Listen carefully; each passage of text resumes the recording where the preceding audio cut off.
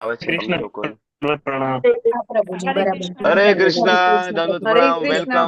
બધાનું પ્રભુજી. ખૂબ ખૂબ દંડવત હૃદયપૂર્વક પ્રણામ. નું સ્વાગત છે. હરે કૃષ્ણ, હરે હરે કૃષ્ણ. મને પણ કૃષ્ણ. દંડવત પ્રણામ. હરે હરે કૃષ્ણ. કૃષ્ણ. હિરલ માતાજી, ખનક પરમાર માતાજી, રીના દેસાણી માતાજી, જયેન્દ્ર પ્રભુ, ધર્મેન્દ્ર હરે દેસાઈ પ્રભુ, કૃષ્ણ પ્રભુજી. દંડવત મધુ પ્રણામ. માતાજી, મોહનસિંહ વાલસિંહ વારિયા પ્રભુ, એન્ડ દીપિકા સેનવા માતાજી, નૈના નડિયાદરા માતાજી, એન્ડ કિરણ સાધુ પ્રભુ, પુષ્પા માતાજી, ખૂબ ખૂબ સ્વાગત છે. વિશાલ ગાવિત પ્રભુ, હરે કૃષ્ણ, વેલકમ. હરે કૃષ્ણ પ્રભુજી. હરે ધન્યવાદ પ્રણામ કૃષ્ણ પ્રભુજી. હરે પ્રભુજી. કૃષ્ણ. દંડવત પ્રણામ. ઉર્મિલા સાધુ માતાજી, વેલકમ. હરે કૃષ્ણ પ્રભુજી. સુરક્ષા દંડવત માતાજી, પ્રણામ. આરતી માતાજી, હરે માનસી કૃષ્ણ. માતાજી, ખૂબ ખૂબ ધન્યવાદ આપની સેવાઓ બદલ. Thank you. હરે કૃષ્ણ પ્રભુજી હરે દંડવત. કૃષ્ણ પ્રભુજી. દંડવત પ્રણામ. દંડવત પ્રણામ, વેલકમ. હરે કૃષ્ણ બધાનું ખૂબ ખૂબ પ્રભુજી. સ્વાગત સાદર છે. પ્રણામ. વ્રજરાની વિનીતા માતાજી, હરે કૃષ્ણ, વેલકમ. તેજલ ગુપ્તા માતાજી, હરે હરે કૃષ્ણ, કૃષ્ણ પ્રભુજી. હરે કૃષ્ણ. તો હરે શરૂઆત કૃષ્ણ કરશું. પ્રભુજી. હરે કૃષ્ણ. ભગવાન શ્રી શ્રી રાધા ગોવિંદજીના ચરણોમાં ખૂબ ભાવપૂર્વક પ્રેમપૂર્વકની પ્રાર્થના સાથે મળીને આપણે બધા મંગલાચરણ લઈશું અને પછી આપણે અધ્યાય તરફ આગળ વધશું. બરાબર. ઓમ અજ્ઞાનતિમિરાન્ધસ્ય જ્ઞાનાંજન શલાકયા ચક્ષુરુન્મિલિતમ યેન તસ્મૈ શ્રી ગુરુવે નમઃ. શ્રી ચૈતન્ય મનોભીષ્ટમ સ્થાપિતમ યેન ભૂતલે સ્વયં રૂપ કદા મહ્યમ દદાતિ સ્વપદાંતિકમ.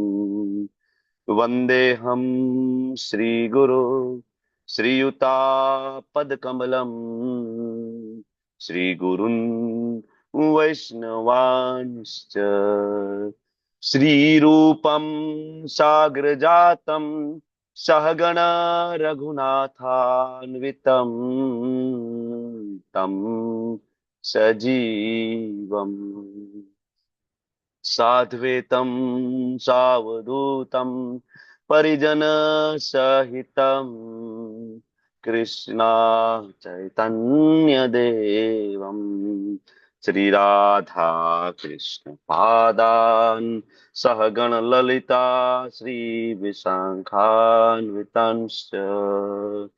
હે કૃષ્ણા કરુણા સિંધુ दीनबंधु जगतपते गोपेश गोपिका कांत राधा कांत नमस्तुते. तप्त कांचन गौरांगी श्री राधे वृंदावनेश्वरी वृषभानुसुते देवी प्रणमामि हरिप्रिये. वाञ्छाकल्पतरुभ्यश्च कृपा सिन्धुभ्य एव च पतितानां पावनेभ्यो वैष्णवेभ्यो नमो नमः. नमो विष्णुपादाय कृष्णपृष्ठाय भूतले श्रीमते भक्तिवेदांत स्वामिनिति नामिने. नमस्ते सारस्वते देवे गौरवाणी प्रचारिणे निर्विशेषा शून्यवादी पाश्चात्यादेशतारिणे. जय श्री कृष्ण चैतन्य प्रभु नित्यानंद श्री अद्वैत गदाधर श्रीवासादि गौर भक्त वृंद. हरे कृष्णा कृष्णा હરે कृष्णा हरे हरे, કૃષ્ણ हरे રામ હરે રામ રામ રામ હરે રામ રામ હરે. હરે હરે. હરે હરે કૃષ્ણ પ્રભુજી. કૃષ્ણા. હરે કૃષ્ણ કૃષ્ણ પ્રભુજી. પ્રભુજી. શોભના માતાજી, શશી માતાજી, ગાયત્રી મેવડા માતાજી, રતિલાલ ઠક્કર પ્રભુજી, હરે કૃષ્ણ પ્રભુજી. હરે હરે કૃષ્ણ. કૃષ્ણ પ્રભુ. દંડવત પ્રણામ. જાગૃતિબેન ઠક્કર માતાજી, હરે કૃષ્ણ કૃષ્ણ. કૃપાલય પ્રભુ, હરે કૃષ્ણ, નૈના નડિયાદરા માતાજી, પરેશ શાહ પ્રભુજી, બીના હરે માતાજી, કૃષ્ણ પ્રભુજી. હરે દંડવત કૃષ્ણ. પ્રણામ. હરે હરે કૃષ્ણ કૃષ્ણ. પ્રભુજી. હરે મેહુબા હરે વાઘેલાજી, કૃષ્ણ હરે કૃષ્ણ. હરે પ્રભુજી. કૃષ્ણ હરે પ્રભુજી દંડવત કૃષ્ણ પ્રણામ. પ્રભુજી. દંડવત રાજેન્દ્ર પ્રભુ, પ્રણામ. દંડવત ધાર્મી પ્રણામ. માતાજી, હરે કૃષ્ણ, વેલકમ, સ્વાગત છે. તો ચાલો ગઈકાલના અધ્યાય વિશે થોડું કહો. શું ભણ્યા હતા? 2-3 મિનિટની નાની એવી ચર્ચા. કોઈ કહેશે ગઈકાલના અધ્યાય વિશે? નવા પાર્ટિસિપેન્ટ કોઈને યાદ રહ્યું છે ગઈકાલનું થોડું ઘણું કઈ? ગઈકાલના અધ્યાયનું નામ અને થોડું અધ્યાય વિશે ચાલો યાદ કરી રાખો. અચ્છા, શોભના માતાજી છે. ચાલો શોભના માતાજી તમે બોલો. માઇક ચાલુ કરો, માઇક ચાલુ કરો. હા બોલો. આપણને કાલે જ્ઞાન યોગ શીખા, એમાં જ્ઞાન કર્મ સંન્યાસ યોગ, એટલે હમ સંન્યાસ એટલે અનાસક્ત થઈને કર્મ કરવું, અને આપણને વંશ પરંપરા કાલે શીખા શ્રીમદ ભગવદ ગીતામાં. હમ હા, એનો ઇતિહાસ આપણે શીખા કે ને ઓકે. સૂર્યદેવે ગીતા છે વિવસ્વાનને કહી હતી. નહીં, વિવસ્વાન એ જ સૂર્યદેવ છે. હરે કૃષ્ણ. બરોબર. હા હા, ઈ હા, નથી ખબર. આપણે વાત થઈ હતી ને કે હા હા સૂર્યદેવની પોસ્ટ ઉપર સૂર્યદેવ પોસ્ટ નું નામ છે, વિવસ્વાન રાજાનું નામ છે. તો સૂર્યદેવ બન્યા છે વિવસ્વાન નામના રાજા. બે એક જ હા. છે. હા. પછી આપણને ઈ પરંપરાને વૃક્ષ ઝાડમાં હોય તો આપણને એને પથ્થર મારીને તોડી શકીએ, અને ઉપર ચડી હાથથી ટોપલીમાં લઈને એ ઉતારી શકીએ. તો ઓકે. સારું કયું, તો ટોપલીમાં લઈને વ્યવસ્થિત સારું મળે, એટલે એના દ્વારા મને એવું લાગે, શીખવા મળ્યું કે આપણને કોઈ ગુરુ દ્વારા કે એનાથી આપણે માર્ગદર્શન લઈને પ્રભુ સુધી જઈએ તો એ ઓછું સારું રહે, જોઈએ. એમ આપણે ગમે ત્યાંથી એના જ્ઞાન સિવાય ઓપ્શન જ નથી. સારું નહીં, લઈને એના સિવાય ઓપ્શન જ નથી. એ જ ઓપ્શન છે. ગુરુ વગર ગોવિંદ પ્રાપ્ત થતા નથી. ધન્યવાદ, થેન્ક યુ. નથી. ચાલો હવે બીજા પાર્ટિસિપન્ટ પાસે જઈએ. જુહી માતાજી બોલો ગઈકાલના અધ્યાય વિશે થોડું. હરે કૃષ્ણ પ્રભુજી. હરે કૃષ્ણ. આપણે જે કાલનો અધ્યાય હતો એ દિવ્ય જ્ઞાન હતું. દિવ્ય હમ જ્ઞાન નામ હતું. હમ એમાં આપણને એ જોયું હતું કે આપણે છે ને જે જ્ઞાન દ્વારા જે કર્મ કરીએ અને ભગવાનની જે સેન્ટરમાં રાખીને કર્મ કરીએ અને સંન્યાસ થઈને જે કામ કરીએ, એમાં દિવ્ય જ્ઞાન થાય છે. ભગવાનને સેન્ટરમાં રાખીએ એટલે કર્મયોગ થાય, અને આપણે ઓકે. સંન્યાસ થઈને જે કામ કરીએ છે, જે કાર્ય કરીએ એ પછી સંન્યાસ યોગ બને છે. એના પછી આપણે એમાં જે કૃષ્ણ ભગવાને જે ચાર જે બ્રાન્ચ હતી, બ્રહ્મદેવ, શ્રી સંપ્રદાય, ચાર લક્ષ્મીજી, સંપ્રદાય. ચાર સંપ્રદાય આપ્યા, હમ જેમાં લોર્ડ બ્રહ્મા, લક્ષ્મીજી, લોર્ડ શિવા અને ચાર કુમારને એમને જ્ઞાન આપ્યું, અને એ પછી જ્ઞાન ધીરે ધીરે એમણે બીજા એમના જે શિષ્યો હતા એમને આપ્યું. હમ પછી આપણે પછી એ જોયું કે ગીતાને સમજવાની લાયકાત એને જ છે કે જે મારો ભક્ત બને અને જે મને મિત્ર માને, ત્યારે ઓકે. મારા જે જ્ઞાન છે એને સમજી શકે છે.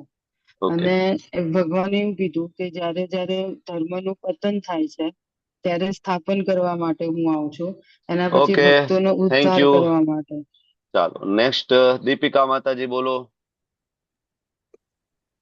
કૃષ્ણના બધા 10 થોડું અવતાર થોડું બોલો વિશે, એટલે બધાનો વારો આવી જાય, એટલા માટે હું યસ. કૃષ્ણના 10 અવતાર વિશે, 4 વર્ણ વિશે, પંડિત, ક્ષત્રિય, વૈશ્ય, શૂદ્ર, અને કૃષ્ણ એમ કે છે કે જ્યાં સુધી મારા મિત્ર નહીં બનો, સખા નહીં બનો, ત્યાં સુધી આ સમજ નહીં પડે, એમ હમ ભક્ત નહીં બની શકતો. એવું શું કામ કરતા હશે કૃષ્ણ? તમે મિત્ર ના બનો તો તમે આ સમજી નહીં શકો. શું કામ? કારણ કે એ રહસ્ય છે, બરાબર ને? તમે તમારા ઘરનું રહસ્ય કોને કહેશો? તમારા નજીકની બેનપણી હોય, તમારા મિત્ર હોય, એને કહેશો ને ઘરની વાત. બરાબર, ઘરમાં કઈક કલેશ ચાલતો હોય, બરાબર, ઘરમાં આર્થિક સંકળામણ હોય, તો બીજા બધાને તો આપણે કહીએ કે ભાઈ, કોઈ પૂછે કેમ છો તો ભાઈ મજામાં, સારું છે, વાંધો નથી. પણ નજીકનો મિત્ર હોય ને, એ આપણી બાજુમાં બેસે તો એ આપણે કે શું થયું ભાઈ, બોલ ને. આખા ગામને તું કે છો મજા છે, પણ મને ખબર છે શું ચાલે છે ઘરમાં, બોલ. ત્યારે આપણે એને પેટ છૂટી વાત કરીએ ને કે ભાઈ આવું આવું છે, હમણાં ધંધો ચાલતો નથી, પૈસાની શોર્ટેજ છે, બરાબર, દવા છે ઘરમાં, કે ખાટલો છે, બીમાર વ્યક્તિ છે, બરાબર. તો આપણા સિક્રેટ આપણે આપણા મિત્રને કહીએ ને. એટલે ભગવાન કહે છે કોઈ મારા મિત્ર બને તો હું ભગવદ્ ગીતાનું સિક્રેટ એને કહીશ, અને ત્યારે જ કોઈ સમજી શકે. લાયકાત છે. હરી બોલ, થેન્ક યુ. કોઈને કેવું છે? ગાયત્રી માતાજી બોલો, ચાલો થોડું 2 શબ્દ. 1 મિનિટ છે આપણી પાસે. હરે કૃષ્ણ પ્રભુજી. હમ આપણે દિવ્ય જ્ઞાન ની અંદર આપણે એનું કાળની સ્લાઇડ શીખ્યા. જમ્પ 4 યુગનો સમય કેટલો છે, બ્રહ્માજીનું આયુષ્ય, હા, કાલ. ઓકે એમાં કેટલા મન્વંતર આવે ને એ બધું શીખ્યા. Okay okay, thank you. Jayendra પ્રભુ, કઈ એડ કરવું છે? અડધી મિનિટ છે. બસ પ્રભુજી, આગળ માતાજીએ વાત કરી એ રીતે કળિયુગની અવધિ હતી, પછી કેટલા વર્ષથી આ ભગવદ્ ગીતા પૃથ્વી પર છે એ બી Done. હતું. ધન પ્રભુ. અને ભગવાનને સાક્ષાત કરવાના 3 તબક્કા: બ્રહ્મ, પરમાત્મા ને ભગવાન. ઓકે, ખૂબ સરસ. મયુર રાઠોડ પ્રભુ, હરે કૃષ્ણ. હરે બોલ. હરે કૃષ્ણ પ્રભુજી, દંડવત યસ પ્રણામ. યસ પ્રભુ, વેલકમ. Yes. સેજલ માતાજી, કાશ્મીરા દેસાઈ માતાજી, જયંત પ્રભુ, હમણાં જે જોડાયા છે બધાનું ખૂબ ખૂબ સ્વાગત છે, વેલકમ. ઓકે, હરે કૃષ્ણ. તો આગળ વધુ. આ એન્ડ્રેસ છે કે બોલવા માટેના હોય તો સમય પૂરો થઈ ગયો છે, અથવા કઈ કેવું છે? મોના માતાજી, ડોક્ટર દીપ્તિ પંડ્યા હરે કે કઈ? કૃષ્ણ. એટલે આજ કેવું હતું કે જન્મ કર્મ છે મેં દિવ્યમ, એટલે ભગવાને એવું કીધું છે કે હું મારો જન્મ અને કર્મ છે એ દિવ્ય છે એમ. ઓકે, અને એક આ શ્લોક છે કે ન મામ કર્માણી લિંપંતી, એમાં ભગવાન એવું કે છે કે મને કોઈ કર્મના ફળનું બંધન લાગતું નથી, બધા ઓકે, કર્મના ફળથી પરે છે. હરે કૃષ્ણ. ઓકે, સમય પૂરો થઈ ગયો છે. ડોક્ટર દીપ્તિ, કઈ એડ કરવું છે તમારે? ગુરુના શરણે જવાનું મીન્સ આપણને શીખવાડે. તદ્વિધિ પ્રણિપાતે ન પરિપ્રશ્નેન સેવયા. ઓકે, ધન્યવાદ તમારો બધાનો. તો હવે એક નાનું એવું રિવિઝન પહેલેથી. પહેલો અધ્યાય, 3 વ્યક્તિની મનસ્થિતિ, શંખનાદ, અર્જુનના યુદ્ધ ના કરવાના 5 કારણો. પહેલો અધ્યાય પૂરો. બીજો અધ્યાય શરૂઆત થઈ. બીજા અધ્યાયનું નામ ગીતાનો સાર, અર્જુનના 5 પ્રશ્નના જવાબ એક સાથે ભગવાન દ્વારા આપવામાં આવ્યા, જેની અંદર જ્ઞાન યોગ, સાંખ્ય યોગ, કર્મયોગ, નિષ્કામ કર્મયોગ, સકામ કર્મયોગ, આ બધી ચર્ચાઓ એક સાથે થઈ. તો એક સાથે બધા આન્સર આપવાના કારણે અર્જુન કન્ફ્યુઝ થયા, અને અર્જુન કહે છે કે ભગવાન, મારો મૂળ પ્રશ્ન હતો કે યુદ્ધ કરું કે ના કરું, જ્ઞાન માર્ગ ઉપર ચાલુ, લાઇબ્રેરીમાં બેસીને ભગવદ્ ગીતા વાંચું, કે પછી કર્મયોગ એટલે કે યુદ્ધ કરવા માટે જાઉં, શું કરું, મને સમજાતું નથી. આવો પ્રશ્ન અર્જુને 3જા અધ્યાયની શરૂઆતમાં પૂછ્યો. તો ભગવાને 3જા અધ્યાયમાં ક્લિયર કટ કહ્યું કે અર્જુન, કર્મ તો કરવું પડશે, બરાબર. નિયતમ કુરુ કર્મત્વમ, પ્રિસ્ક્રાઇબ ડ્યુટી છે તો કરવી પડશે. મિથ્યાચારી બનવાની કોઈ જરૂર નથી, બરાબર. આપણે ભણી ગયા કર્મના પ્રકાર, આપણે ભણી ગયા વિકર્મ, સકામ કર્મ, નિષ્કામ કર્મ અને અકર્મ, બરાબર. અને ભગવાને કીધું, તો અર્જુન કે પણ કર્મ કરશો તો પાપ તો લાગશે ને, ફળનું બંધન તો થાય ને, કોઈ પણ કર્મ કરો એનું બંધન ના થાય એવું કેવી રીતના બને? આપણે જોયું હતું. તો ભગવાન કે એનો રસ્તો છે ને, યજ્ઞ ચક્રનું પાલન કરો, કર્મનું બંધન નહીં થાય, બરાબર. યજ્ઞ અર્થાત કર્મણો અન્યત્ર લોકોયમ કર્મ બંધન. ભગવાને કીધું કે મારી પ્રસન્નતા અર્થે કર્મ કરો તો કર્મનું બંધન ના થાય. અને એના માટે આપણે એક સાદું ઉદાહરણ જોયું હતું, બરાબર. એક માલિક, એની મોંઘી ગાડી અને એનો ડ્રાઈવર. માલિક પાછળ બેઠો હોય, ડ્રાઈવર ગાડી લઈને જાય તો 4 રસ્તા ઉપર પોલીસ રોકે તો ડ્રાઈવર કહી દે કે ભાઈ, મને તો મારા માલિકે કીધું છે આ રોડ ઉપર ચાલવાનું, બરાબર.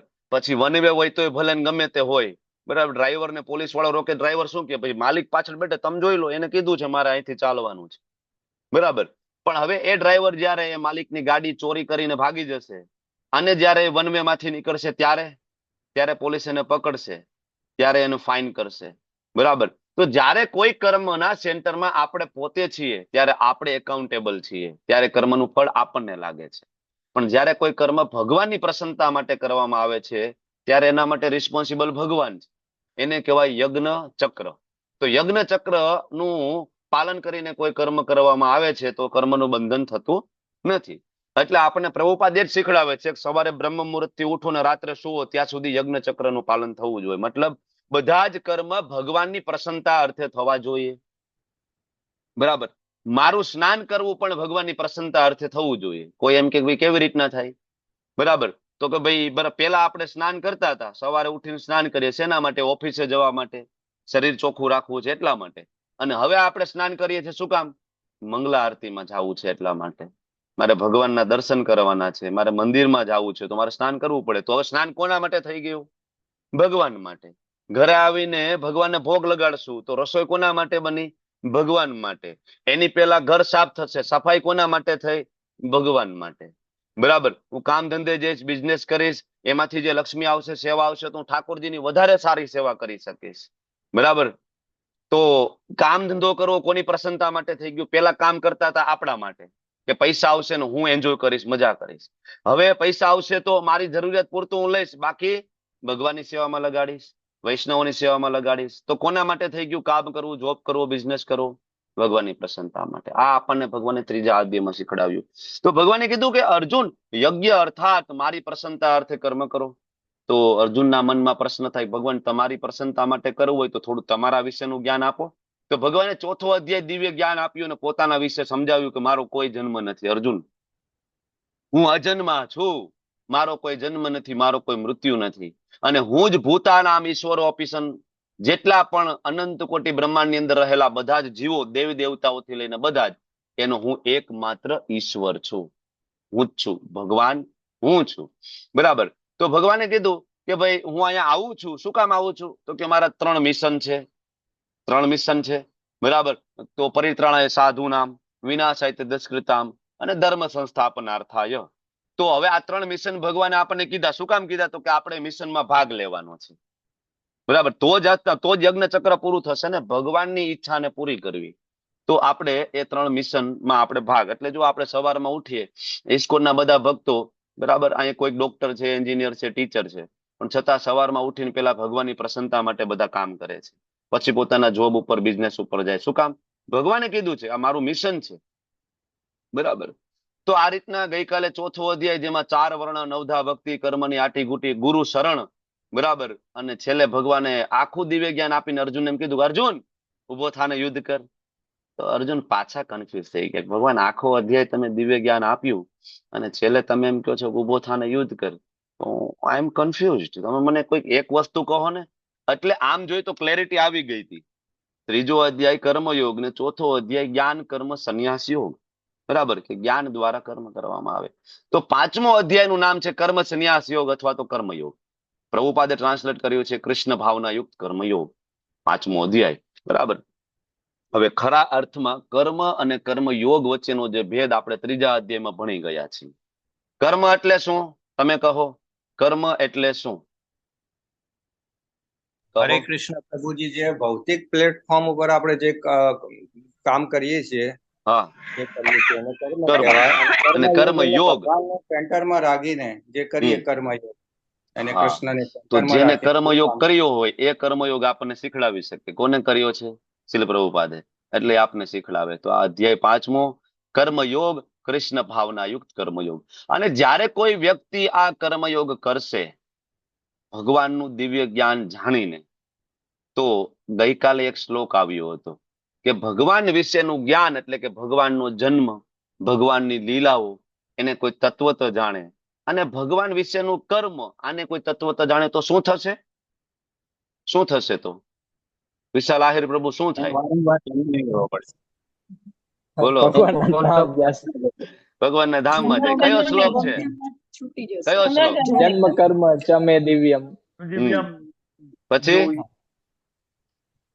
જન્મ કર્મ ચ મે દિવ્યમ એવં યો વેતિ તત્વતઃ તત્વતઃ. પછી ત્યક્તા દેહમ પુનર્જન્મ. ત્યક્તા દેહમ, આ દેહને ત્યજી દેશો, પુનર્જન્મ નહીં થાય. ત્યક્તા દેહમ પુનર્જન્મ નૈતિ, નહીં એટલે નહીં થાય. તો શું થશે? તો કે મામેતિ.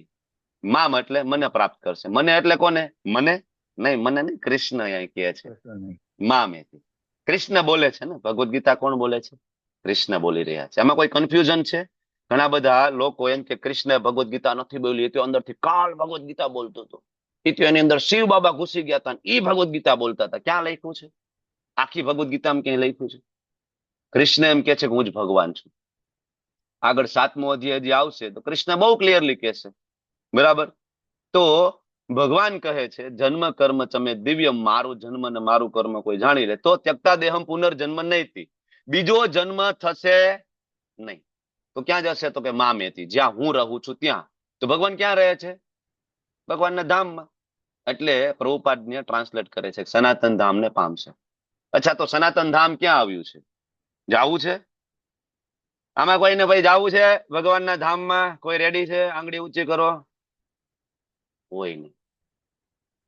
બોલો, કોઈને જાવું જ નથી. 120 જણા છે, એમાંથી 2, 4, 5 જણા છે.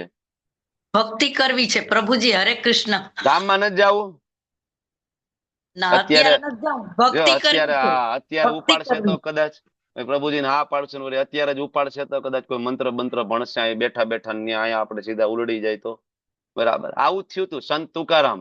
સંત તુકારામ, બરાબર, તમને ખબર છે ને, પંઢરપુરમાં એમાં સાક્ષાત ભગવાનના વિમાન તેડવા માટે આવ્યા હતા. તો સંત તુકારામનો ભાવ એવો હતો કે ભાઈ એકલો ના જાવ, બધાને લઈને જાવ. બરાબર. તો તુકારામજી ઘરે ગયા અને પત્નીને ને બધાને કીધું. પત્નીને કીધું હાલ વિમાન આવ્યા છે કે આપણે ધામમાં જાવ. કેવી વાત કરો છે કે આ ભેંસનો ઈ કે કોણ ઈ કે રખેવાળી કરશે? હજી તો ભેંસને નવડાવવાની બાકી છે, ભેંસને દોવાની બાકી છે. ખબર તમને? નાની એવી ભેંસ એને પાડેલી હતી કે હજી ભેંસને નવડાવવાનું બાકી, તમારે જાવ હોય જાવ, કે અમારે નવરાય નથી. બરાબર. એટલે એમ આપણું એવું જ છે. તો આપણે કઈ ધામમાં જવું? બાકી અત્યારે ટિકિટ ફાટે તો તાત્કાલિક ધોરણે ધામમાં જવાની આમ કોઈ તૈયાર ના થાય. ભલે આંગળી ઊંચી કરી હોય તોય તૈયાર ના થાય. હજી તો છોકરા નાના છે, હજી તો મોટા થઈ જાય, ભણવાનું બાકી છે, સેટલ થવાનું બાકી છે. બરાબર. કાંઈ વાંધો નહીં. અત્યારે તાત્કાલિક ના જાવ તો કાંઈ નહીં, પણ જાણી તો લો કે ભગવાનનું ધામ કેવું છે. ભગવાનનું જે ધામ અને આપણા બધાનું ઓરિજિનલ એડ્રેસ કેવું છે, બસ મારે તમને બતાવવું છે. તો હું તમને પીપીટી ના મારફતે ત્યાં લઈ જાઉં છું. બરાબર. તમારી સ્ક્રીન ઉપર એક પીપીટી શો થશે. દેખાય છે તમને લોકોને? શેર થયું કે નથી થયું? Is it visible? Golok chart. આપણે અધ્યાયની પેલા ગોલોક ચાર્ટ ભણવાના છીએ અને ઇસ્કોનના વિદ્વાન ભક્તો દ્વારા આ ગોલોક ચાર્ટ બનાવવામાં આવ્યો છે, શાસ્ત્રોના રેફરન્સ લઈને. એવું નહીં પોતાને મન પડે ઈચ્છા પડે એમ બનાવ્યો છે. તો આમાં સૌથી ઉપર તમે જોવો છો ને ગુલાબી કલરનું કમળનું ફૂલ. બરાબર. કેટલી બધી પાખડીઓ છે, સહસ્ત્ર દલ. આ ભગવાનનું ગોલોક ધામ છે. થોડાક એની નીચે આવો તો બ્લુ કલરની પાખડી વાળું બરાબર કમળ છે, એ વૈકુંઠ છે. અને એની નીચે આવો તો એક અહીં સફેદ લાઈન પૂરી થઈ જાય છે, સફેદ લાઈન. આની ઉપર જે છે આ બ્રહ્મ જ્યોતિ છે. ને આની નીચે ભૌતિક જગત ચાલુ થાય છે, જેમાં આપણે બધા રહીએ છીએ. બરાબર. આ ગોલોક ચાર્ટ ને સમજવા માટે 1.5 કલાકના 4 થી 5 સેશન જોઈએ મિનિમમ. બરાબર. પણ આપણે થોડો ઓવરવ્યુ લઈ લઈએ, કારણ કે આપણે જાવું તો આમે છે નહીં. હમણાં આપણે આંગળી ઊંચી કરાવી તેમાં કઈ 10% આંગળી ઊંચી થઈ નથી. આપણે જાવું છે ને એટલે થોડું ઓવરવ્યુ આપણે જોઈ લઈએ કે ભાઈ ભગવાનનું ધામ કેવું હોય. પણ જવાની જયારે ઈચ્છા થાય ત્યારે કહેજો, ત્યારે આપણે થોડું ડિટેલમાં એના વિશે ભણશું. ઓકે. તો ભગવાનનું ઓરિજિનલ ધામ જેનું નામ ગોલોક વૃંદાવન ધામ સૌથી ઉપર છે. આપણા બધાનું ઓરિજિનલ એડ્રેસ પણ આ છે. પણ જ્યારે આપણે બધાએ ભગવાનની સેવા કરવાની ના પાડી, ભગવાન સાથે આપણી ઈર્ષા થઈ, ભગવાન સાથે આપણો વિદ્રોહ થયો અને આપણે કીધું કે ભાઈ નહીં, અમારે જુદું થવું છે, ત્યારે ભગવાને પોતાના જમણા હાથમાંથી પેલો વિસ્તાર બલદેવજી અને ડાબા હાથમાંથી બરાબર પેલો વિસ્તાર ભગવાનનો શ્રીમતી રાધારાણી, બરાબર, આ બે વિસ્તાર ભગવાનમાંથી એમને પ્રગટ કર્યા. બલરામજી જે પ્રથમ વિસ્તાર થયો એમાંથી ચતુર્વ્યુહ પ્રગટ થયા. બરાબર. પ્રદ્યુમ્ન, અનિરુદ્ધ, સંકર્ષણ અને વસુદેવ. આને ચતુર્વ્યુહ કહેવાય. પ્રથમ ચતુર્વ્યુહ પ્રગટ થયા. બરાબર. એમાંથી સંકર્ષણ માંથી ફરીથી દ્વિતીય ચતુર્વ્યુહ પ્રગટ થયા. જે રામચંદ્રજી ને બધા આવ્યા ને, ભગવાન રામચંદ્રજી, ભરતજી, લક્ષ્મણજી અને શત્રુઘ્નજી. આપણને તો એમ થાય કે રામચંદ્રજી એક જ ભગવાન છે, પણ ખરેખર 4 ભગવાન છે, 4 વિષ્ણુ તત્વ છે. શાસ્ત્રની દ્રષ્ટિએ જોવા જાવ ને તો એ 4 રામચંદ્રજી, ભરતજી, શત્રુઘ્નજી, લક્ષ્મણજી 4 વિષ્ણુ તત્વ છે.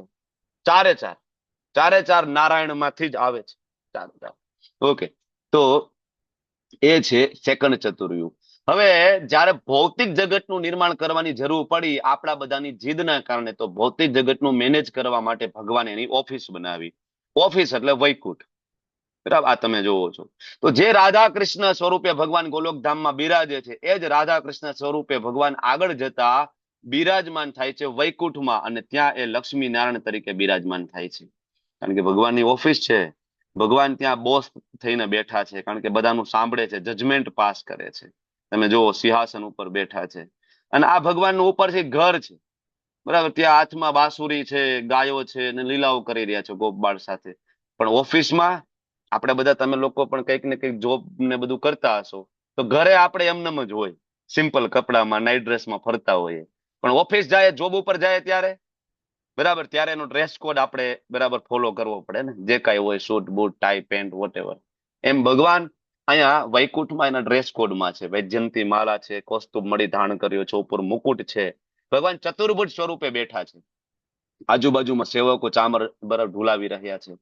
બરાબર. આ વૈકુંઠ અને એના અનંત અલગ અલગ ગ્રહો છે વૈકુંઠના, કે જેમાં અલગ અલગ નારાયણ સ્વરૂપ જે ભગવાનના છે, બરાબર, એના પણ ગ્રહો છે.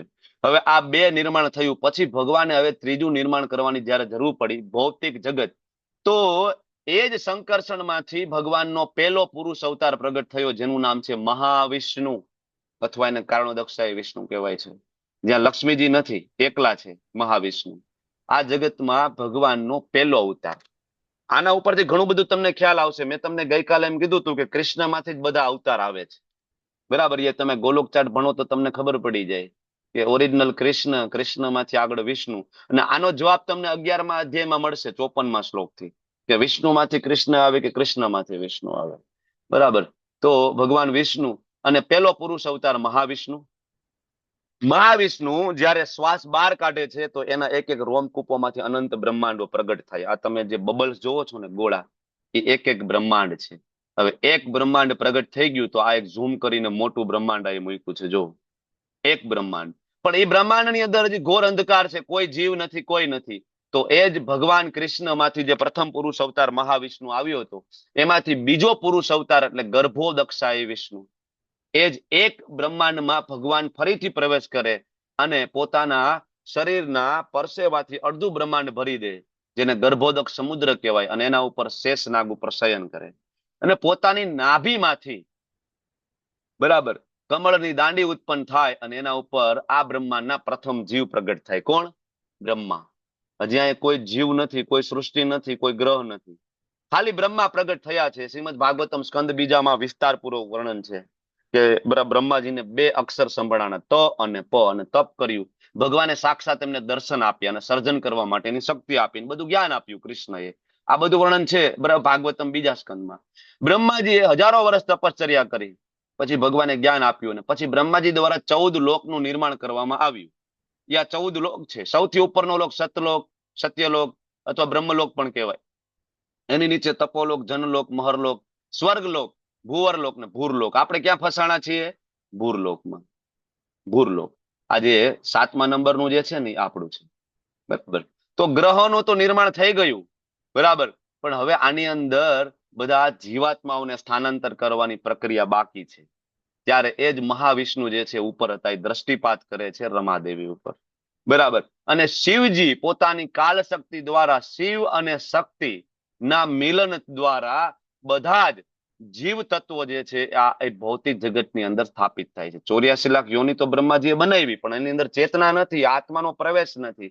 એ આત્માનો પ્રવેશ છે મહાવિષ્ણુના દ્રષ્ટિપાત દ્વારા સૃષ્ટિના સર્જનમાં ખળભળાટ થયો, અને શિવ પોતાની કાલ શક્તિ અને દુર્ગા દેવી, બરાબર, બંનેના મિલન થકી બધા જ જીવ આ જગતની અંદર સ્થાનાંતરિત થયા.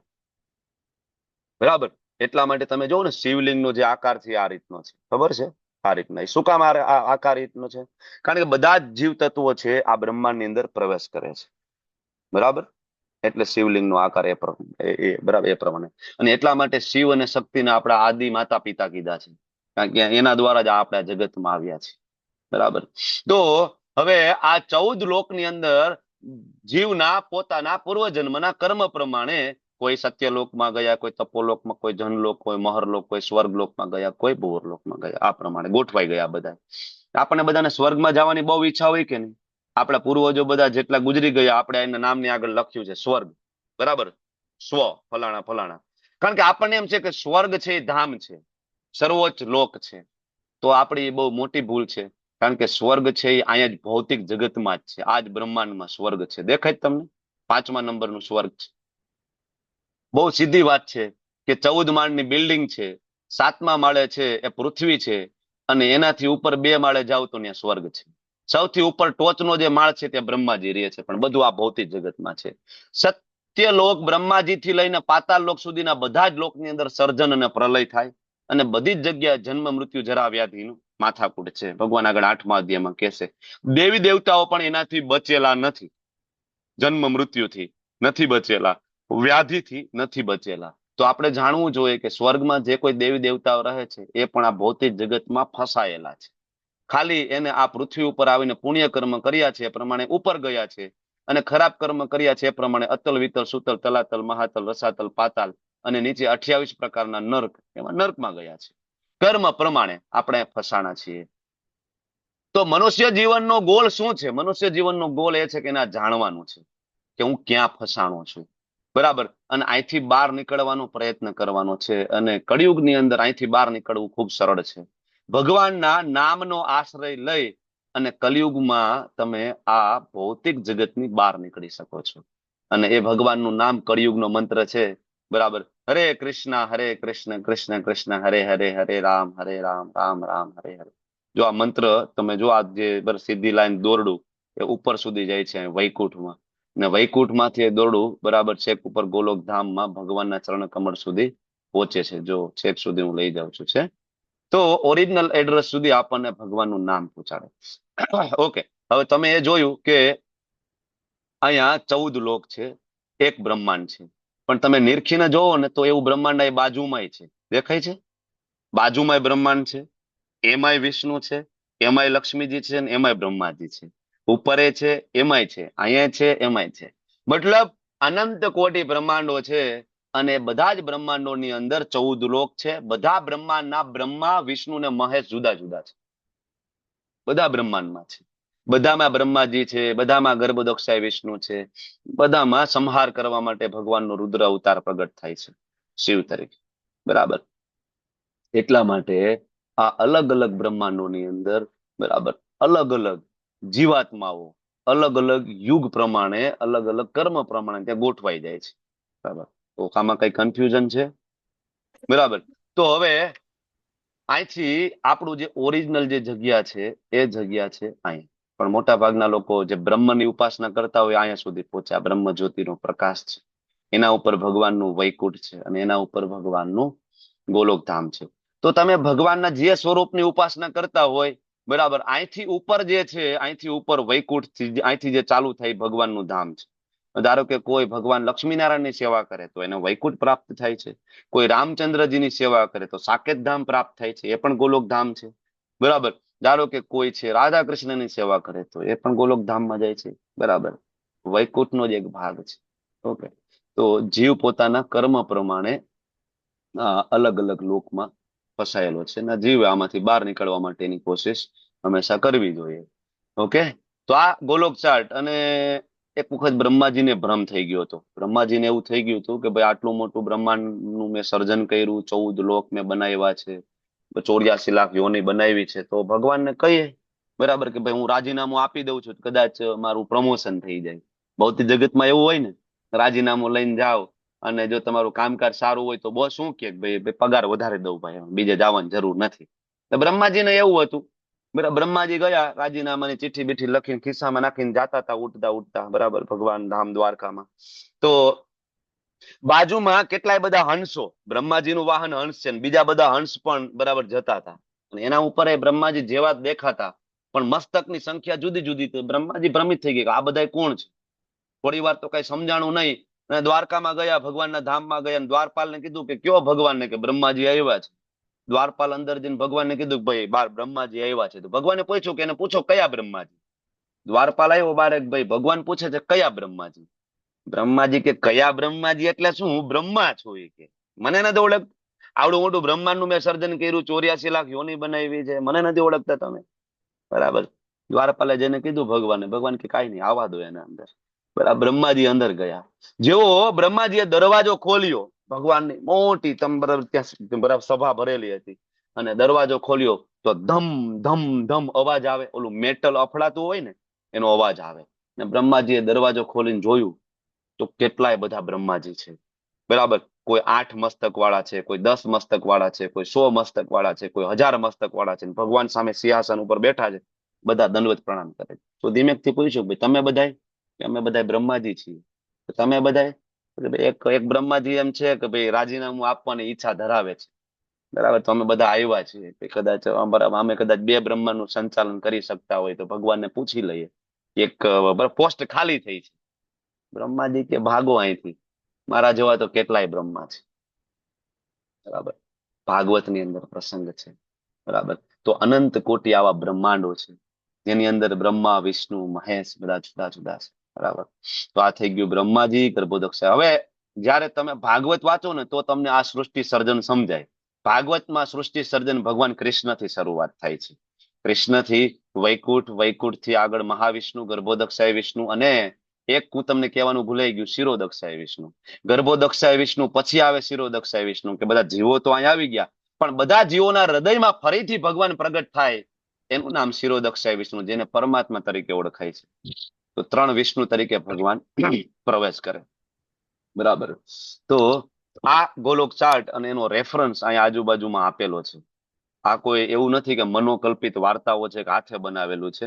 બ્રહ્મ સંહિતા બ્રહ્માજી દ્વારા લખાયેલો ઓથેન્ટિક ગ્રંથ છે, જેમાં 5મા અધ્યાયના 43મા શ્લોકમાં બ્રહ્માજી કહે છે, ગોલોક નામની નિજ ધામની તલે ચ તસ્ય. ગોલોક નામનું એક ભગવાનનું નિજ ધામ છે, જ્યાં ભગવાન પરમેનન્ટલી રહે છે. તલે ચ તસ્ય, એના તળમાં, એની નીચે કયા કયા ધામ છે? તો કે સૌથી નીચે દેવીનું ધામ છે. દેવી મહેશ હરિધામ સુતે સુતેસુ. સૌથી નીચે દેવીનું ધામ. દેવીનું ધામ એટલે આ ભૌતિક જગત. આ ભૌતિક જગત છે ને, બરાબર, એ દુર્ગા દેવીનું ધામ છે. દુર્ગા એટલે દુર્ગ, દુર્ગ એટલે કિલ્લો. આ કિલ્લો છે, એટલે એની પરમિશન વગર અહીંથી કોઈ બહાર નીકળી શકે નહીં. જેવું કોઈ બહાર નીકળવાની કોશિશ કરે એટલે માયાદેવી, માયાદેવી એટલે દુર્ગા દેવી, તરત એનો કાર્યક્રમ ચાલુ કરી દે. બરાબર. એટલે દુર્ગા દેવીની પરમિશન વગર અહીંથી બહાર ના નીકળી શકે. અને દુર્ગા દેવી બહાર નીકળવાની પરમિશન ક્યારે આપે? જ્યારે તમે ભગવાનના શરણે જાઓ. દેવી યશામ ગુણમયી મમ માયા દુરતયા મામે વયે પ્રપદ્યંતે માયા મેં તમ તરંતી. ભગવાન આગળ કહે છે કે દુર્ગા દેવી તમને ત્યારે જ છોડે કે જ્યારે તમે ભગવાનના શરણે જાઓ. બરાબર. એટલે એનું નામ દુર્ગા, કારણ કે દુર્ગ, આ જે કિલ્લો છે એના એ રક્ષક છે. એટલે આ દેવીનું ધામ છે. બરાબર. એની ઉપર દેવી મહેશ, મહેશ એટલે શિવજીનું ધામ છે, જેને મહાકાલ ધામ કહેવાય. ભગવાન શિવ અહીંયા રહે છે. બરાબર. અને એની ઉપર દેવી મહેશ હરિ, હરિ એટલે વિષ્ણુનું ધામ છે, વૈકુંઠ ધામ છે. તો આ લખેલું છે. આ જે ક્રમ આપણે ઉપર નીચે આપ્યું છે, એવું નહીં કે ભાઈ આપણે ઇસ્કોન વાળા કૃષ્ણના ભક્ત છીએ એટલે સૌથી ઉપર કૃષ્ણનું લોક આપ્યું છે, નીચે ના. શાસ્ત્રમાં આજ પ્રમાણે લખ્યું છે એટલે આપ્યું છે. અને બાકી અઢળક બીજા રેફરન્સ તમને આજુબાજુમાં મળશે.